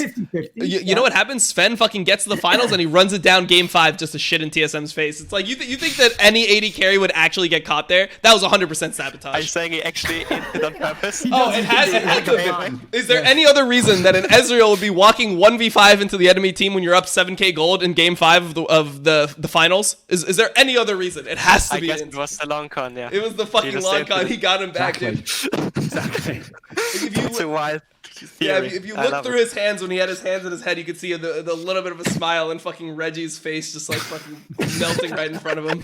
You know the saddest thing, by the way, because I don't know if people remember this, but because I was in NA to do some work, for the first week of the summer split, I think it was the first week of the summer split, me and Monty actually went to the LCS, and like we took some pictures and stuff. And when I was there, I actually saw Reginald. And so I obviously, when I saw him in person, I immediately started, like, I was going to go straight to like talking some shit. So I started with a few like little jokes, like, oh, what are you here to do? Like, your team doesn't fucking play in the LCS. Oh, my bad. Like, I did a few jokes like that. But then the sad thing was, it actually hurt his feelings. So I was like, nah, it's all right. You'll get him back. I have kind of you'll get him in the end, I have a kind of funny story of meeting Reginald the first time. It was actually at MSI 2017, and I was like rank 1 in Europe, but I was playing a Challenger Series, and I was G2 sub at the time. And the first time I was like eating lunch with Sven and Mithy, and it was like at a hotel at a restaurant. And Reginald like came over and said like hi to Sven, like he shook his hand and Mithy's, and I said like hi, and he said, "Who the fuck are you?" That's like the first thing he ever said to me. But he knew in the off season who was me like 2 years later. So. You know what you have to do now is if you actually go to Worlds, and if TSM goes, I mean, obviously now it's in the realm of fantasy, but imagine a world where TSM went to Worlds again, right? If they go there and you see him in any setting, if don't say anything to him, just hang around, eventually he'll probably come and say, oh, hey, and if he says something, you know the line you have to say. I don't even think he remembers, to be honest. I thought it was just hilarious to, like, that's the first thing he says to me. I mean, like, you better just say it, at least for yourself. It'll be funny to yourself. Exactly. In the movie version, it'll be straight fire. That'll be the scene everyone will laugh at in the theater. Would be a good movie for sure. And people in America will go, "Oh damn, no, he didn't," and then like, whatever. I'm imagining what I think people do in cinema. Actually, yeah, that's pretty close. That's pretty close. Some wild shit. We'll probably make a fucking TikTok of it. What do you actually think of Sven though? Because obviously, like you say, in Europe, he had such a big career. His rep was about as high as it can get, and in Europe, I mean, he's done the opposite. He's tanked his rep. So where do you come down on him as an ADC? Yeah, in NA rather. Well. He was actually the player I idolized the most, I think, during like season 5, 6, 7, especially when he was in G2 and when it was also OG Niels at Worlds. I was playing like very similar champions, and I was always thinking he was like very, very good. And I got to watch him to play at MSI too before I was like in LEC, so that was pretty exciting. And I have like a good relationship with him. I talked to him a lot about bot lane and stuff, and I feel like going to NA definitely hurt his play. I think he didn't do so well in the environment, and he wasn't like a Giga 1v9 player or something who had to carry the game. He was just, if the team is good, he won't fuck up, and he will know like what to do in the game to win. And he was doing it very well with Mithy. And you could see in G2, like everyone knew what they were supposed to do. They had like a very good understanding. Everyone was on the same page. But when it came to NA, where like suddenly he doesn't know what's going on with the top and the jungle is doing the wrong thing too, he kind of felt out of place a lot of games, I think. Oh yeah, I mean, if you have to play with Mike Young for a split in LCS. Yeah, and Ponce, I think he wasn't a fan of too playing with him, so there were just a lot of issues. That was an interesting detail as well that he dropped, because if people remember, I used to get so much stupid shit from even experts in League of Legends, where when TSM had that team that won all those splits in a row and Hauntzer was the top laner, just because I said Hauntzer wasn't the best top laner, they did the usual thing where they make out like I'm saying he's the 10th top laner. I always said he was like the 2nd or 3rd best top laner. I thought like someday at certain points was better. I thought Flame was comparable when they were both in the league at the time when he was on Immortals. This is not obviously FlyQuest. They went to but the problem is, what tilted me me is they almost used like a similar logic to what I was saying earlier. People would use as the tiebreaker for Perkz, which is they would always say about Hodgson now. But the reason why he's the best is because he can play carries, but then he also is like pretty good if he has to play weak side. And it's like, first of all he does pretty much in that team is play weak side because he forced it. Because he plays with double lift and fucking Bjergsen. And then sometimes he plays the odd carry and he's good. In fact, I think if you've seen his career since then, I think I was closer than they were than saying he was the best top laner. Like, if you look at his career in Golden Guardians, he's a really good bruiser player. If you play around him, he's one of the best players. If you play off him, well, they don't have a good ADC, so I guess it's not fair to entirely judge it, but he's not that good. And Sven basically said one of the things as to why he actually wanted Hodgson kicked and why they wanted Hodgson kicked when he was after that first year is that he like didn't want to play weak side, which, as I've just said, in theory at the time was like his strength. That was what he's supposed to be about. But in his mind, he really thought he should be like the man, as it were, in American sports culture, which is like, that's some bullshit. Come on, homie. Yeah. You've got to know when you're the fucking third wheel. And if you're the third wheel and you're a really good one, win championships, you idiot. Who wants to be the best on the 8th best team? I mean, you can ask this fucking guy here. That was top 3. Come on, man. A while, yeah, not every split, mate. But the thing also, I really could empathize with Sven when he had Mike Young and the jungle was just playing so Mike bad. Young was garbage, of course. Because a jungle can really change the whole team. Like both spring splits I played in, my jungle was like very bad, and very bad for the team. Fucking flame him Memento, man. He's such a nice guy, and you're gonna flame him on this show. I mean, or at least like really lost on how to play the game in the team we were in, and we changed jungle, and like in both summer splits I was like 2 and 3 after we changed jungle, but in spring it was like way harder because jungle is actually like a huge role, and I could imagine players like Sven and Mithy who were like used to playing with someone that was like a human, or I don't know how to say it, like somebody who they could talk to and who would understand at least what the team identity is and how to like play the team game together, that it would like be a huge tilter for them. And you could see it didn't go too well for them. Going back to the Sven thing, I mean, I think the biggest change for me was just like when he was in Europe, like you said, he was just so consistent. Like he would never throw the game, right? Like he was always going to be in the back of the team fight doing as much damage as possible. Like he knew like when he could go forward, etc. Like he had good like team fight vision, I would say. And then when he came to NA, it just like it seemed like even last year, besides that game 5 throw, like that was a consistent issue. He would always get caught in fights and just die for no reason. It felt so strange to me as a viewer because it's like, wait, this is like something that was your biggest strength before. Like, is it just because people were like the way I viewed it is it because you had like better setup? Like, did you have like a jungler on fucking G2? Like, was Trick like being able to like kind of prep you for like, hey, you got to watch out for like this, and this? Like, I couldn't figure out why he was so much worse in that area. It's just like bot lane jungle can carry the game like quite well if the solo lane difference is not too huge, and the jungle has to be in the right spot though to enable the people in this team, especially in early game, right? And if this doesn't happen, then they can look worse too. And I think the difference between like Perkz and Bjergsen at the time was that Perkz was a player who could really well get an advantage for himself and also carry games like as the main guy and be the guy that you can put resource in, and Sven can take more of a secondary role, and he was super good at it. But Bjergsen was also more of a guy that like wasn't getting huge advantages and wasn't roaming or like making super proactive plays. So no one on that team I felt like was doing like super proactive stuff, and then their macro didn't work that well too because people were like lost on the map like Mike Young and Honsa. So I think playing with Perkz also helped Sven, but Sven was like very good, I think. I don't want to take anything away from him. Right, the only thing is I have to go soon, so we've done a pretty long one. Can we wrap it up there? Yeah, I'm fine with that. Everyone good? Yeah, there we go. Yeah. Thanks for coming. Anything else? Yeah, thanks for having me. Yeah, we got some NA topics, so some LEC topics, and I guess we'll have to see if Upset ends up winning Spring Split 2020. That'll be where we're at. I think it's technically, feasibly not impossible. Yeah. So, anyways, it's a bit broad, man. Yeah. Thanks. Thanks. You're pushing it. Thanks for coming on, and thanks for everyone watching the show. See you guys later. See ya.